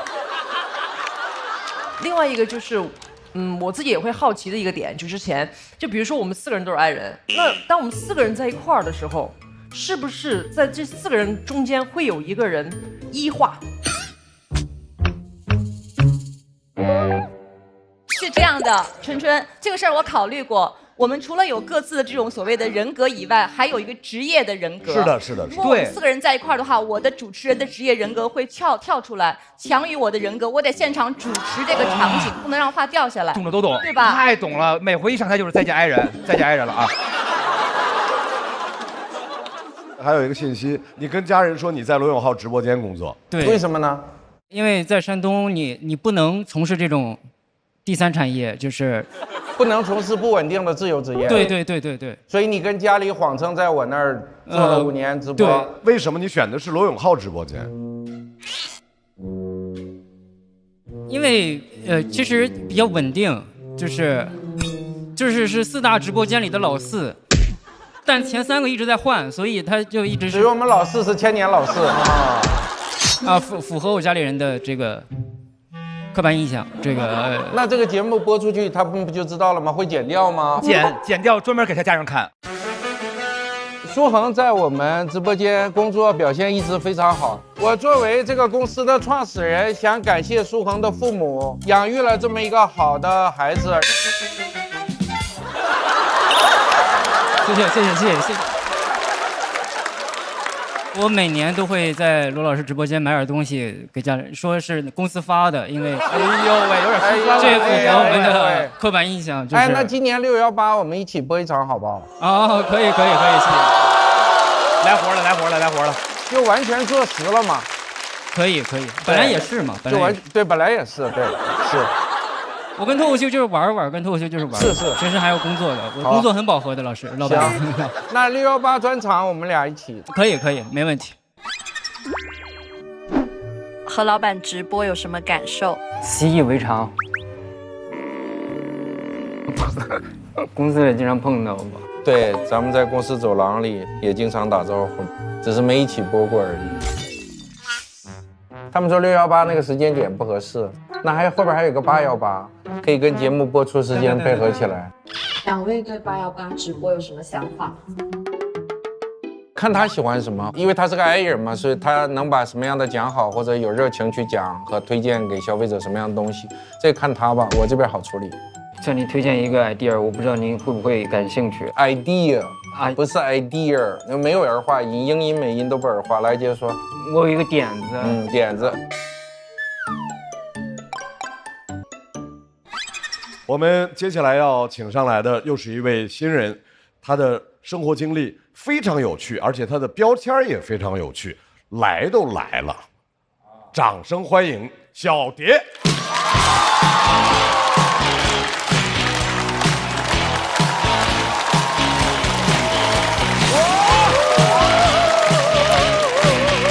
来了，脱口秀第1名成员。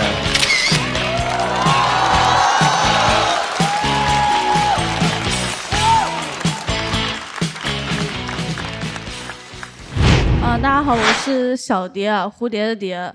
我的身世呢非常的离奇，简单来说呢，就是在我出生之前，我妈就已经做过了绝育手术。所以我能出生呢，代表手术失败了，因为医生的技术不够硬，没有我的命硬。那个手术呢叫输卵管结扎，科普一下，就是把女性的输卵管堵上，是一种永久性的绝育手术。每个人出生之前呢，都要经过输卵管这条赛道，而我的赛道是我自己挖的。当时我妈刚怀孕的时候呢，她不觉得自己是怀孕了，她以为要提前绝经，非常着急，就去开了一些药，活血化瘀。我就是那个瘀，怎么都化不掉。她才意识到好像怀孕好几个月了，她更着急了，因为3胎药法很多钱，所以她就去找当时做手术的医生医闹。我们常见的医闹呢，都是出人命了，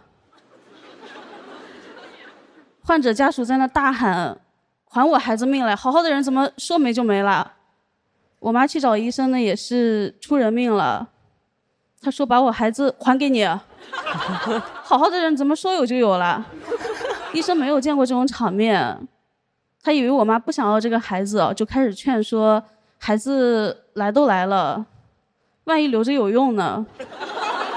我妈有非常严重的囤积癖，她最抗拒不了的一句话就是留着有用。她当时非常理直气壮，她说：“孩子我留着有用，钱我也留着有用呀，你们不能罚我钱啊。”后来呢，真的没有罚钱，因为我出生证明性别那一栏填的是医疗事故。美国都没有这个性别。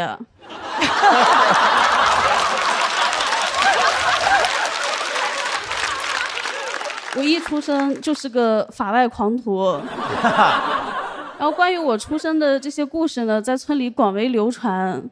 在村里人嘴里，我的出生堪比猴王出世，已经有点妖魔化了。就好像我是从石头里面蹦出来的，一蹦出来我就大喊 "Surprise mother"。Father，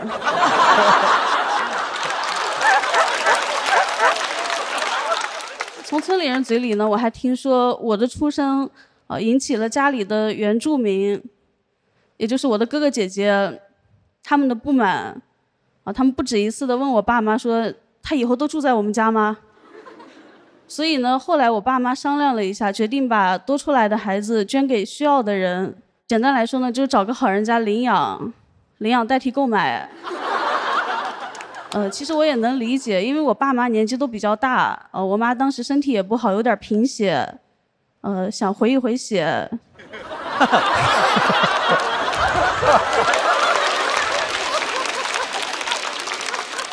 幸好那个年代没有互联网，没有什么二手平台，不然我一出生就是二手平台的小宝贝，就会有人在下面评论“宝贝几成新”，宝贝还在吗？差不多我在家闲置了半年，真的有对夫妻打算要收养我，他们结婚多年一直没有孩子，他们当时开了一辆锃光瓦亮的大奔来村里面接我。我妈给我洗了澡，擦亮了宝贝。就在人家上门自提的时候，我哇一下就哭了。我妈舍不得了，她就编了一些很奇怪的理由，让人家开着大奔回去了，说你们黑色的车不吉利。这个故事我小时候就听别人讲过，我每次听到我晚上都做噩梦，梦到我爸爸妈妈不要我了。长大以后我知道了什么叫大奔。我真的不理解我妈为什么要编那种奇怪的理由，说人家的大奔不吉利，有大奔还要什么吉利？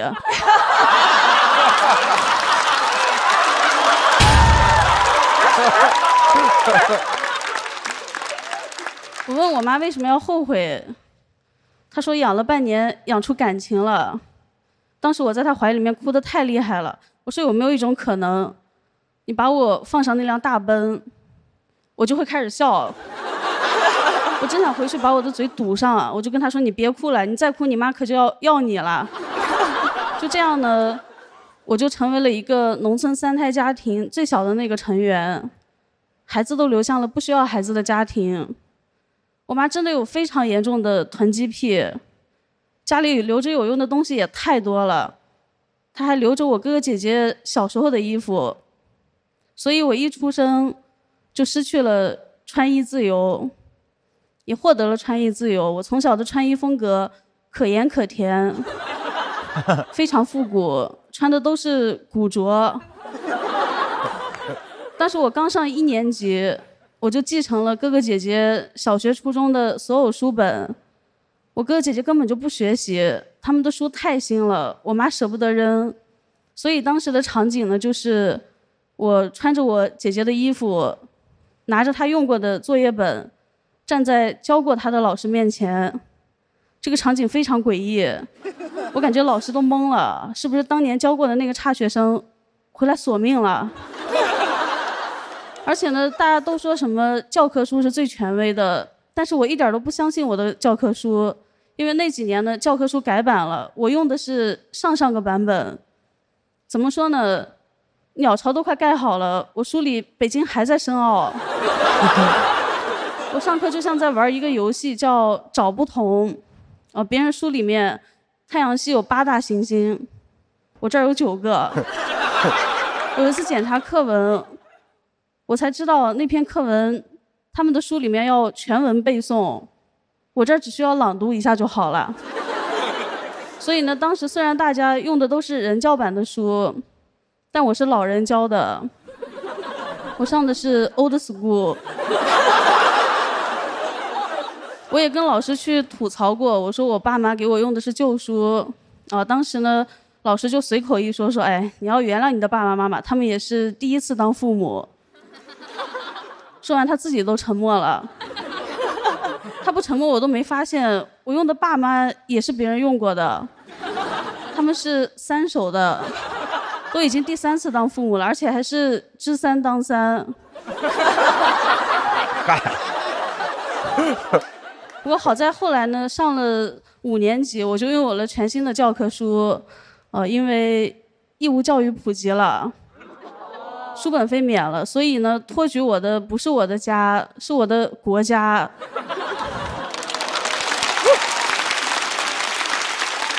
还有更正能量的。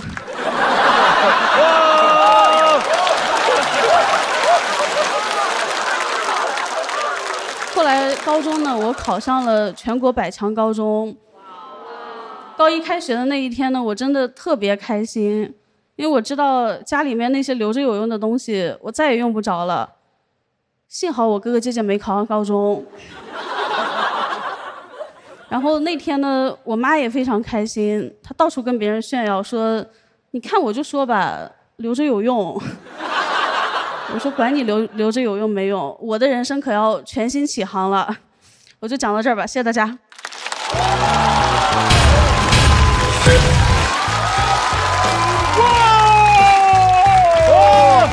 我的天！分数很微，分数很微，哇！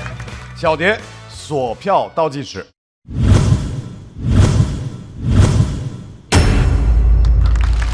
谢谢小蝶的表演。所以小蝶，你的标签写的是“来都来了”对，哈，来都来了，也是你刚才在你的脱口秀表演里面说到的这句话。对，这是我的一个人生 slogan。一方面在比赛里面呢，就是这个比赛我来都来了。其实更大的说呢，就是这个世界我来都来了啊。就是4位都拍了。最先拍的是春春，然后我们3个人可能到最后。我是在那个吉利那个吉利的地方。他喜欢图个吉利啊。不是，我觉得可能还是小蝶的这个他自己的这个故事，或者说这个人生的样本，我觉得可能是太独特了。所以我在听他的整个的故事当中，我是觉得有很多很多的细节，他分享给我们。我觉得其实这是需要一个极大的勇气的。我觉得我能从他的这个讲述的这个故事当中获取到很多的能量。所以我觉得这是我想拍灯的原因。谢谢。我觉得我必须要拍灯，但我先说另外2点。就刚才舒恒是结束的太快了，你其实是撑了一段。我觉得那个气有点泄，如果能够早一点结束，我觉得会是相对更好一点。还有一个问题，这是个非常丰富，像刚才春春讲很独特的题材，值得讲，但是它对于我们来说其实是很沉重的。所以你发现没有，我们很多时候我们不敢笑。是的。这其实是我们需要找到更多的类似于像吉利这样的梗去把它破一破。但是你今年讲已经比去年前年讲这个氛围因为我们也在进步，我们的接受度我们的边界也在被你们拓宽，但是我觉得就是这样的一个没有任何一个人以这样的方式回顾自己的来路，我觉得所以值得讲，我就拍了。鲁豫老师这个点我在听的时候我就在想，您不是说结扎之后您就出来了吗？是吧？您就是拦不住的大小姐啊。不知道我是不是猜错了，就是你中间有一段比较荡的那个，然后拖得也比较长，是因为前边开场的时候感觉没有那么好，没有达到预期，所以你就有点意兴阑珊了，是那样吗？是吗？因为我也是个 I 人，对，就是我会上台特别紧张。这个场地真的对线下的选手是一个巨大的挑战，而且脚本大家也听得出来，就是今天表演差一点点，我非常惋惜。还有你那些我有时候觉得中国有一些父母确实是真的比较粗线条，他不知道对孩子的那种伤害。我是家里的第4胎，然后本来是要打胎打掉的啊。那时候下放到农村，然后父母去了卫生所，进去一看，里边都是苍蝇，就所谓赤脚医生，你知道吧？就那种没有受过严格医学训练的，然后害怕了，就回来了。回来了以后，这个事儿就别告诉我了吗？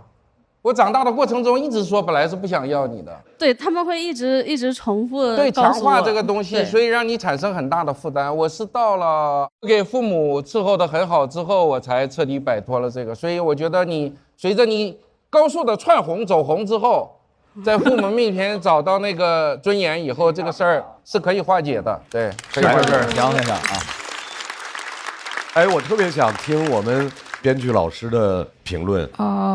我自己审美上，我特别喜欢领养代替购买那个梗，因为我觉得有的事情它不只是听起来很地狱，它实际上就是很地狱，所以我觉得，可能如果是一个更剧场一点的环境，可能大家都感觉到更有安全感一点，可能这个笑声会更好。是的，是的。然后我也很喜欢小蝶的风格，还有小蝶确实是我见过的字面意义上生命力最强的女性，所以、谢谢希望你后面能有更多的表达吧。再次掌声送给小蝶，非常精彩的表演。我们也把孙书恒请回到台上，来，2位站到投票区。我们先来看一下校友团给2位的票数，孙书恒30，小蝶40。在全场的所有朋友投票结束之后，2位的票数是请看。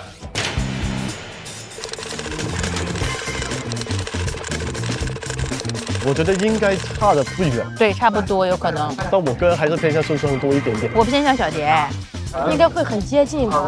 我觉得240左右吧。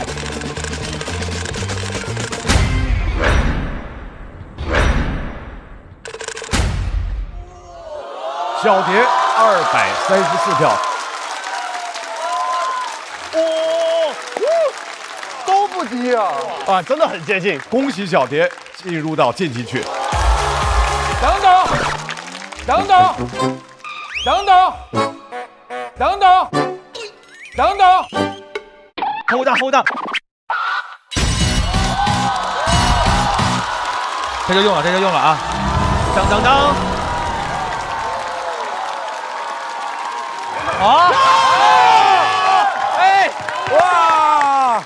我的就用掉了，用掉的理由是大声说出来。理由就是他们俩的作品，不管是脚本还是以前的表演，我都看过，觉得都是一流的。但是今天说实话，在这个舞台上，两个人表现都不是他们最好的表现。我觉得他们俩今天是旗鼓相当的。那肯定。于是用了自己的等等等。对对对。那么，小蝶、孙书恒双双进入晋级区。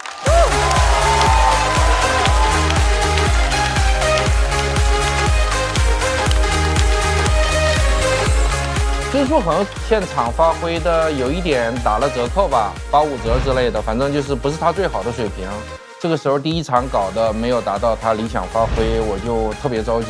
这两个都很强嘛，那另一个进去了我就很放心，这个没进去我就很揪心，所以想了半天，我就说我也别等后边了，因为你也不知道后边会发生什么，也许有更可惜的要捞，也可能就这个。错过了就没了，所以我就对，如果是孙书恒先晋级了，我也会100%的毫不犹豫的捞那个小蝶。下面要对阵的两位是小鱼和孟川。好，可以，没问题，加油。我们首先要请上来的是，去年大家通过他的表演知道。他3次高考上了北大啊！我们得出结论，这位同学非常擅长上学，对，爱考试。掌声有请上学威龙小鱼。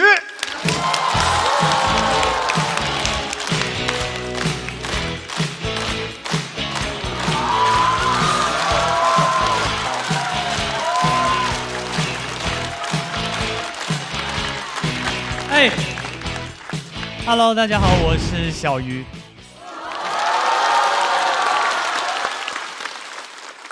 哎呦，第一轮就打川哥，我在想我们俩怎么能 PK 呢？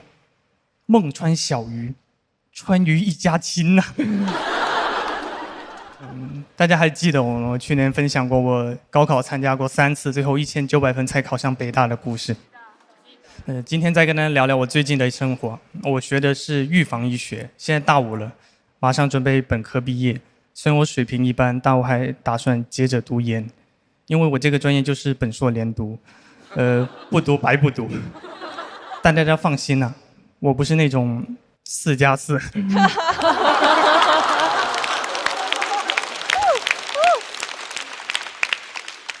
给大家解释一下，一般来说，只有本科学临床医学才能当医生，我预防医学都不行。我想当医生，只能放弃现在的医学专业。会去参加第4次高考，总分2500分，才有机会当医生。也就是说，我得弃医从医。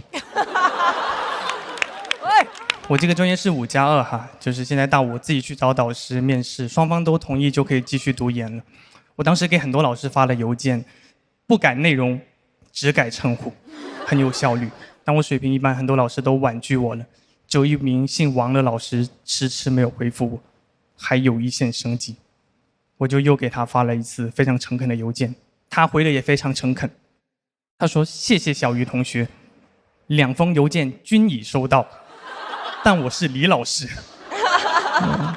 我心想，完了，我该不会成为一个没有导师的研究生吧？那我以后就是舞蹈生。No， What？ 就这样了，谢谢大家。掌声送给很会上学的小鱼。小鱼灵灯吗？灵灯确实也比较受伤吧，但确实是非常差。首先稿子本身就不好，另一方面是演出前一晚还有一些改动了，没太熟，就导致嘴瓢之后就越来越崩了。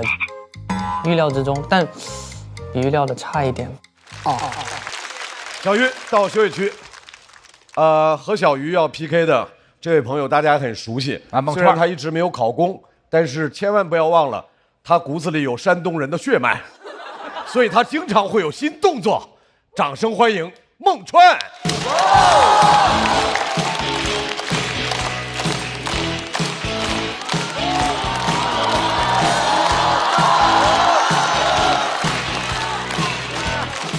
大家好，我是孟川，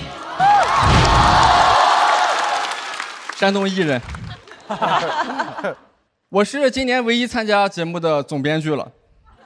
毕竟其他总编剧也没有什么家世，有时候我跟陈哥一块改稿，我看着他快快乐乐的，我都想再给他找一个家。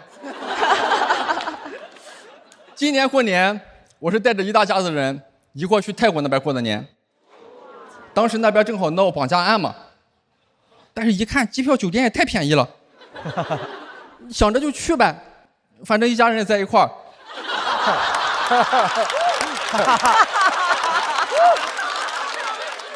到了园区也互相有个照应。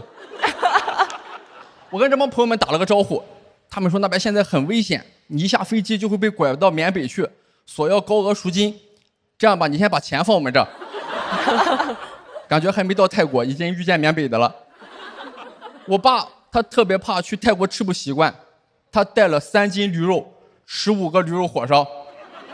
到了飞机上，人家广播说肉制品不能入境。我是睡着觉被我爸叫起来的。我爸说：“儿子，泰国海关管得严吗？”我一下子吓精神了，我说：“爸，你走私什么了呀？”我爸说：“在你包里。”我说扔了，我爸不想浪费，强行派给我3个驴肉火烧，但是带的实在太多了，我就看见我爸在飞机上给空姐派驴肉火烧，但是人家空姐非常善解人意，人家拒绝完我爸的驴肉火烧，我爸正往前走，空姐就把我爸拦住了。说机长也不吃。驴肉火烧还好，关键是驴肉是一整块的。就看见我爸从座位上站起来，特别有礼貌地问：“各位，请问谁带刀了？”人家有个乘客特别热情，就在说那边用泰铢不用刀了。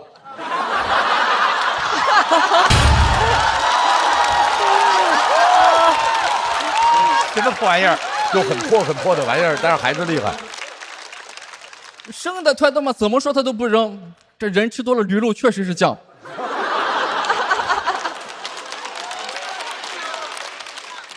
我害怕呀，我看过影视剧里边那种缉私的，你带着驴肉火烧不用狗我都能闻出来。真出了事肯定上热搜，说脱口秀演员因为走私驴肉火烧被捕。网友评论说没见过那么馋的劣迹艺人。然后我爸又劝我说：“儿子，下了飞机不是还要走一段吗？你一定会走饿了的。”所以下了飞机我边走边吃，顺便刷那个社交媒体，就看到一条蕊泡，说在泰国看见我了，但是没跟我打招呼，因为看着我这个人觉得不好打交道，整个人看着趾高气扬的，我也没法跟人解释我是吃饱了撑的。我还跟我爸说：“我说爸，我好歹也是个小众人物。”被人拍下来影响不好，我爸说：“那我给你找个地方吃，那边你就去那个牌子底下吃，你看那牌子写着了禁止拍照。”我觉得这个方法也值得推广，以后娱乐圈顶流恋情怕被拍到，就到那个牌子底下谈。最难受的是过了海关，我爸突然跟我说：“儿子，人家不让肉制品入境，那是不是咱们可以只吃火烧里边的肉啊？”事后诸葛亮。那时候我觉得我爸已经不是一个普通的老登了，他这种就叫孔明灯。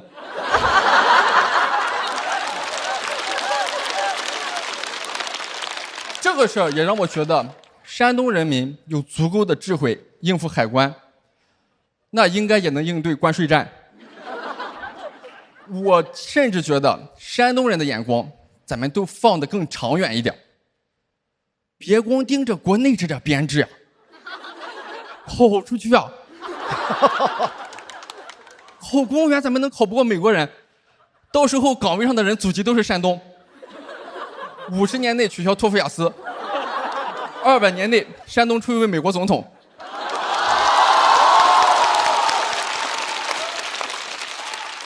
你们想想，美国梦一觉醒来发现是孔孟，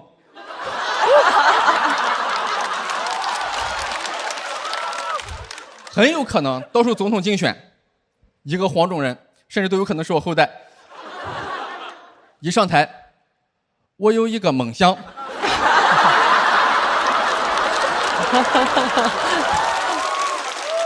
山东人肯定都给他投票，而且总统竞选这么重要的事儿都帮你了，那以后托你办点事儿怎么了嘛？没事给他打电话，喂，于汉逊，啥空出来坐一坐，给带来点家乡大葱。哎，自己家种的，没花什么钱。那个自由女神像换孔子那个工程。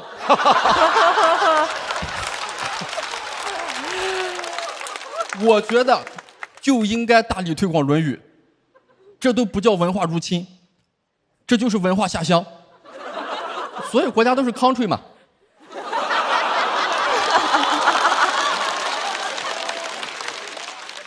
不用会多了，会一句叫“有朋自远方来，不亦乐乎”，这个世界就没有战争了。谁说敌人来了只能打倒他们？完全可以喝倒他们。到时候2个总统坐一桌，酒杯一碰，一个说 drink first respect 先干为敬，另一个总统说 all thing in the wine 都在酒里了。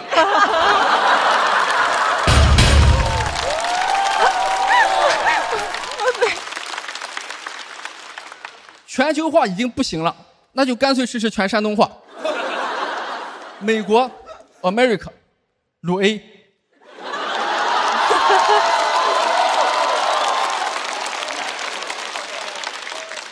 英国鲁 B， 加拿大鲁 C。这个世界和平之后，咱们再解决一下这个世界的终极问题，比如说男女对立，咱们把这个地球的版图重新画一下子，重新画成南半球和女半球。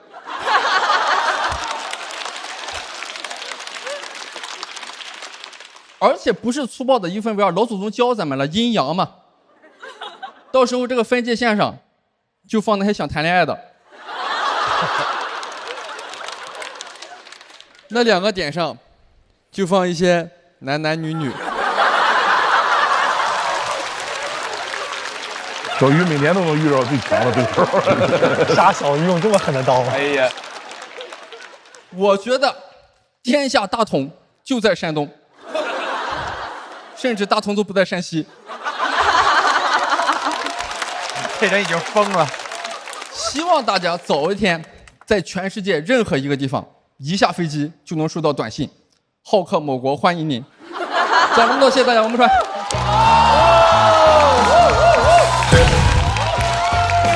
炸了！来，各位抓紧给孟川投票！哇，抓紧时间，孟进。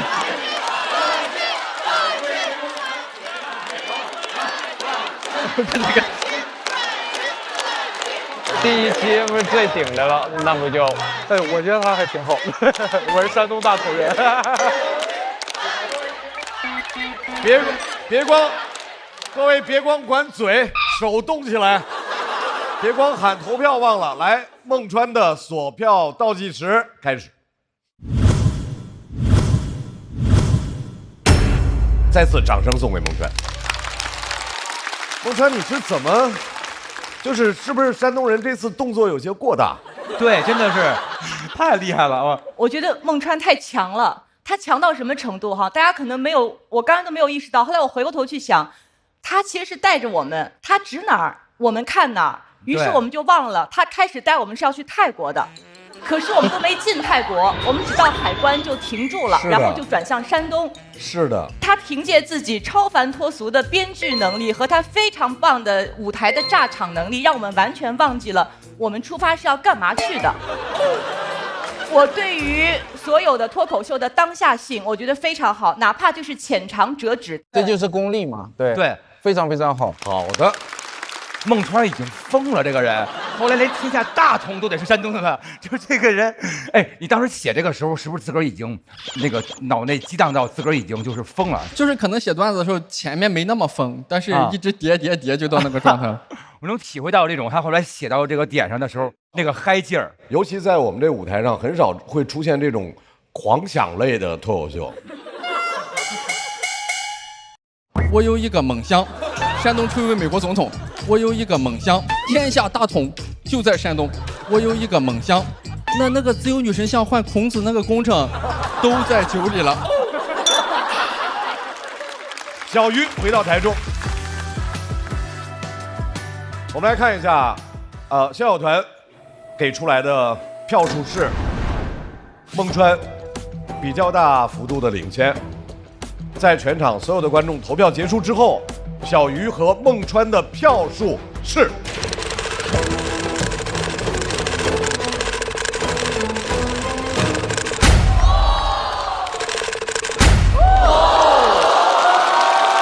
孟川得到了291票，顺利晋级。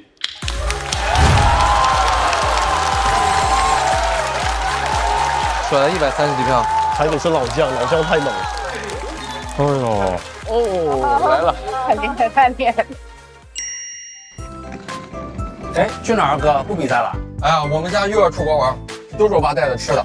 你看，驴肉火烧、大葱、豆角子、番茄。好家伙，叔叔是要把整个山东都搬过去？他怕吃不惯，什么都想带上。哎呀，不用那么麻烦。想吃中国番茄，你让叔叔带上茄皇就行。毕竟茄皇可是每桶都有约1整颗阳光番茄，哪怕在国外也能吃到熟悉的味道。番茄是个宝，茄皇错不了。可以，加了约1整颗阳光番茄的茄皇，果然酸甜浓郁，我爸肯定爱吃。那我可都拿走了哈。哎，我们下面要 PK 的2位选手是吕博伟和王大道。先出场的这位脱口秀界的天花板，身高天花板，掌声有请吕博伟。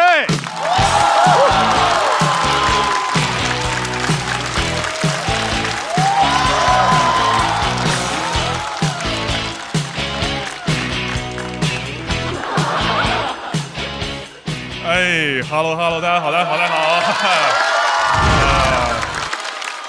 我叫吕博伟啊，然后我去年参加了节目啊，有朋友看到我是吧？然后看到我特别好，我再给大家介绍一下，我身高是2米的，谢谢啊。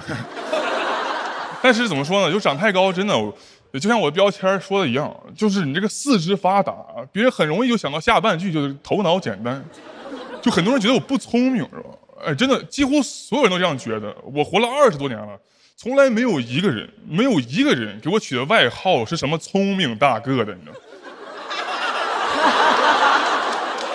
知道可以不要说出来，但我其实能理解，因为好像任何词语和大连在一起就显得不聪明，大高个不聪明，大块头不聪明，甚至是大聪明。谢谢，误伤啊，芊姐本身也不聪明，也是傻啊。大笨蛋啊！如果你非说什么词儿和大连在一起聪明，那就是张伟了。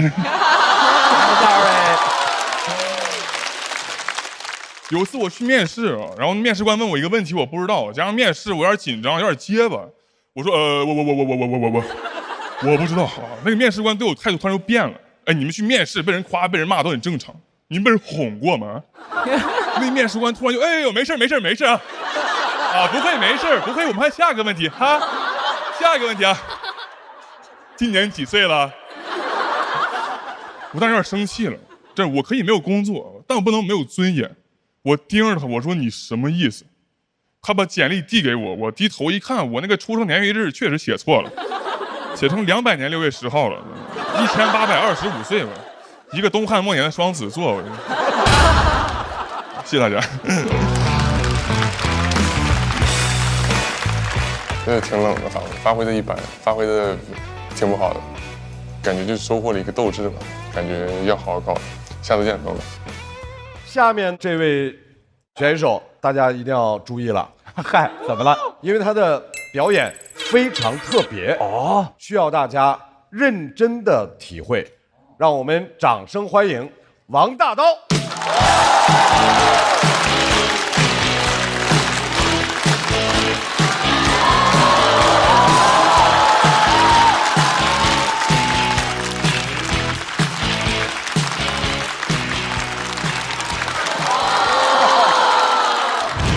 大家好，好，我是王大刀，我很坏，我是一个特别坏的人，因为每次上台开始讲段子之前，我都会先迅速的扫一遍第一排的观众，准确定位每一个男人的位置，然后我会从右往左开始，看着他们，然后开始观察。我想从他们的脸上找到一种表情，那种表情叫做害怕。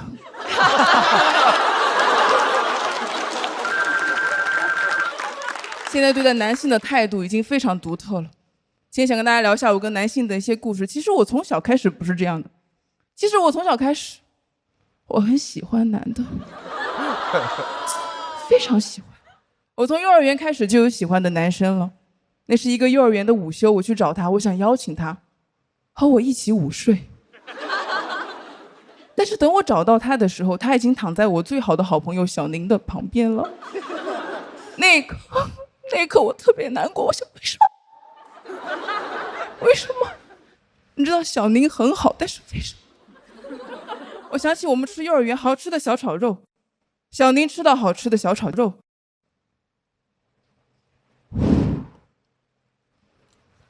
好吃，我吃到好吃的小炒肉。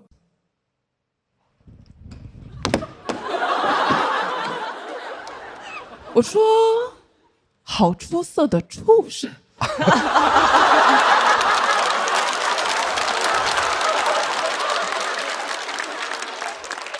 小宁她就是那种情绪冷冷的、淡淡的、很优雅那种冰山美人，而我从小是你们过生日的时候永远关不掉的那盏莲花蜡烛。我从幼儿园开始到小学，喜欢的男的没有一个喜欢我，没有一个。我不懂，因为我从小开始，我就很喜欢我自己。我小时候一个人走在街上，我走着走着我就在想，我说，我好有意思呀。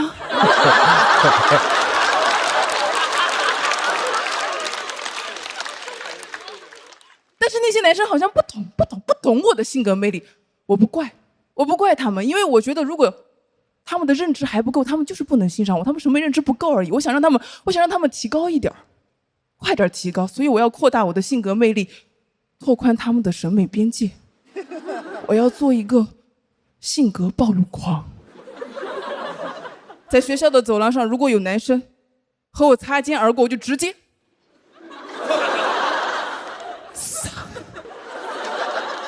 一只灵活的母猎豹。但那些男生只会绕开我走，我简直不屑一顾，因为绕开猎豹走的只会是懦弱的羚羊。我一定会找到配得上我的极致糖浆。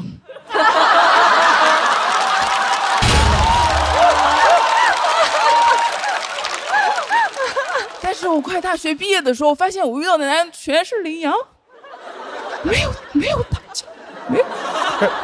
快大学毕业了还没有爱情，我想不行了，我必须要改变我自己了。我想喜欢冰山美人是吧？那我就做一个，我就开始训练自己的肢体动作和情绪表达。后来我成功骗到了一个男的，我的第一个男朋友，他当时开车来接我，我坐他的副驾驶。我平时是怎么做的？我平时都是这样做的。我这两条腿不可能并起来，我的胯和男人一样是需要呼吸的。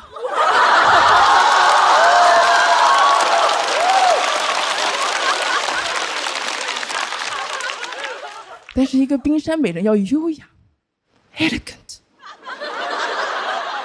所以那天我坐他的副驾驶，我都是这样做的。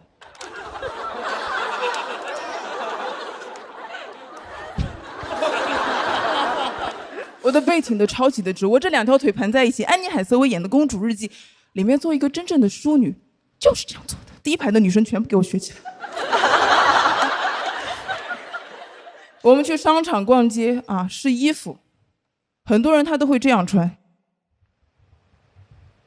先把左手伸进左袖口，右手可能会找不到右袖口。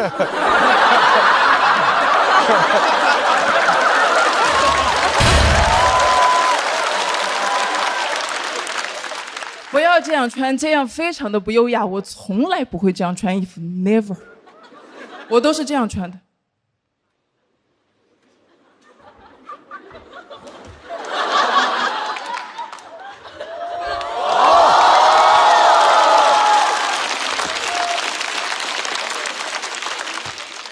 Just like a magic。我每次见他，我都会尽量的把自己打扮得很精致、很好看。我特别记得刚在一起之后，有一个晚上，我当时都要睡着了，他突然把头凑到我的耳边，非常小声地问我，他说：“你不用卸妆吗？”我还能怎么办？我只能装睡，带着妆继续睡。后面他去青岛玩，他给我带了一个礼物回来，一个海边捡的石头，也太抠了。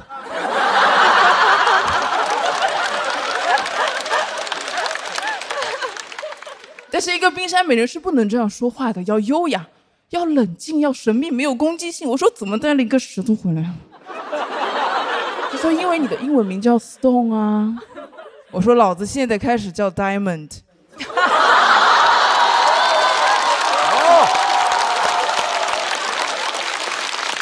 他说你怎么能说老子？他听不见 Diamond， 只听得见老子。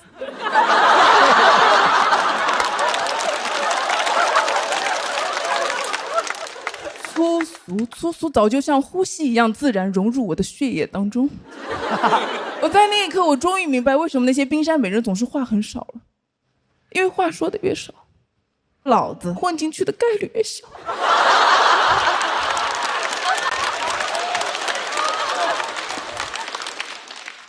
最后我们没谈几个月就分手了，露出的马脚太多，然后分手之后我发现睡觉还是卸妆睡最舒服。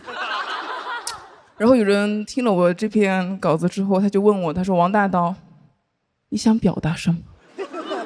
你想表达不要通过扮演或者是化妆来获得爱情的故事吗？但是你扮演一个冰山美人是那么的自如、自洽、舒服。我想我还挺牛的。但是我真的舒服吗？我其实不舒服，这只是现在的我在讲述过去的我的一段故事而已。我特别记得我们刚在一起的时候去餐厅吃饭，他和他的朋友看了菜单就定了吃什么，都没有问我。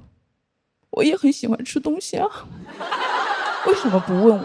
为什么？我很难过，其实我很难过。我觉得我在很多时候我都觉得我需要做一个意见和情绪都不强烈的人。你问我想表达什么，我想谈论很多时刻。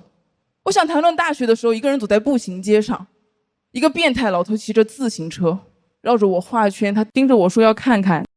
我当时真的非常想说点什么回击他，但是我没有，我没能说出什么。你问我想表达什么，我可能想说，我不想因为一些自我的羞耻或者一些身体的羞耻来失去自己的不满，失去自己的意见了。我想要歇斯底里。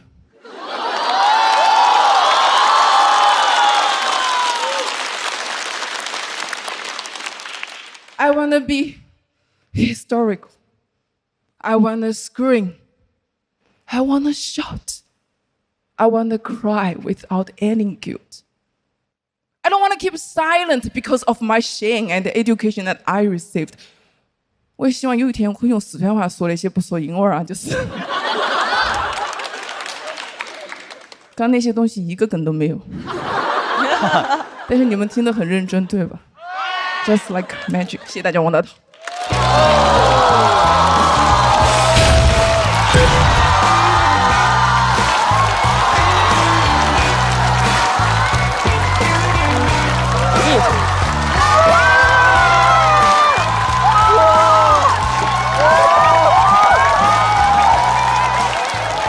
来，各位再次感谢王大刀带来的精彩表演。来，王大刀的锁票倒计时开始。再次掌声送给王大刀。王大刀，这个段子是为这个舞台创作的，还是在以前在线下有过表演？这一段也是打磨了很久才出来的一个作品，以前他不是这个样子的。哇，他为了练这一段，每天在屋里头就这样。一开电梯就看大刀在家里头。我一定会找到配得上我的极致评价。然后还有那个，就是你这特别废话的这种演出方式。哎呀，你别做了，你这是。I'm sorry，那个太好玩了。你是某次演出突然间感觉这样撒得开，演的特别爽，还是？对，就是很多，包括那个什么，我好有意思啊，可能你是在某一次演出里面即兴加进去的东西。太好玩了，因为刚才我拍灯那个点是你那个非常250的一个点，就是你说你什么穿上左胳膊之后，我右胳膊就会穿不上。是的，对，那个特别重要，那个特别重要，太好玩了。我觉得是特别棒的一段表演。我刚才是比较早，应该是第一个拍灯的。你是第一个。他在里面呈现了至少2种不同的女性的样态，但他非常可贵的一点，就他没有把这2种样态把它变成竞争的状态。是的，因为他明白我们从来都不是竞争者，我们是同行者，我们永远不会因为要肯定自己的存在而要贬低对方的存在，这是他特别可贵的，是和年轻一代特别先进的一点。所以我觉得是特别有力量的一段表演，我很喜欢。谢谢鲁豫，谢谢。因为我觉得一种最好的演出啊，对于我来说啊，因为我也喜欢瞎折腾，就是我觉得观众跟我身边有观众看他的时候是忘我的，是的，他演的时候也是忘我的。这个世界上很多美好的东西，是因为当时你把自个儿忘了，然后那一刻你不存在，然后所以它才变得那么美。我觉得那一刻就是那种大刀前途无量。我希望以后能跟多跟你合作，好不好？谢谢，太棒了啊！哎，大老师，你还有一段精彩的表达哦。大刀，你可以是任何样子，甚至是一颗番茄，就像茄皇一样，里面又有一整颗阳光番茄，酸甜浓郁 ，just like magic。其实大家都知道，脱口秀的舞台从来不缺精神病。但是我觉得我们在这个舞台看了这么多年，它不是这一届。是把历届的都算上，他也是个性最突出的选手之一。是的，因为我们特别希望从新人身上看到不一样的东西。是，他今天让这个舞台完全没有任何遗憾，就是没错，彻头彻尾的一个才华横溢的精神病，然后把我们给震了啊！我因为在看他整个的表演的时候，我有点太过于激动，所以以至于我现在大脑其实是有点混乱的。首先他的风格嘛，我看了脱口秀很多年。但是我去年的时候，我会觉得特别的不一样，就是去年有很多的女脱口秀演员的表达，她们可以敢于在舞台上去做这件事情，但是我试问我想去做这样的事情的时候，我有多大的难度？所以她一上来的那种表演的方式，我会特别的佩服。怎么样，大刀？原地挨夸，好开心吧？所以你在刚才的表演里面给我们看到你的一个样态，你和你生活当中的状态，我觉得可能会更贴近我小时候的，比如说一些心理活动什么，我好有意思，就这些都是一些放大，就是做了一些放大和夸张处理的。我觉得我现在其实和舞台上的，我感觉就是会有点不一样，就不会说走在街上突然那种。希望在这个舞台上能够看到大刀更多奇怪的表演。再次掌声送给大刀。好玩，加油！谢谢大刀。来，博伟来到台上，我们看一下得票情况是。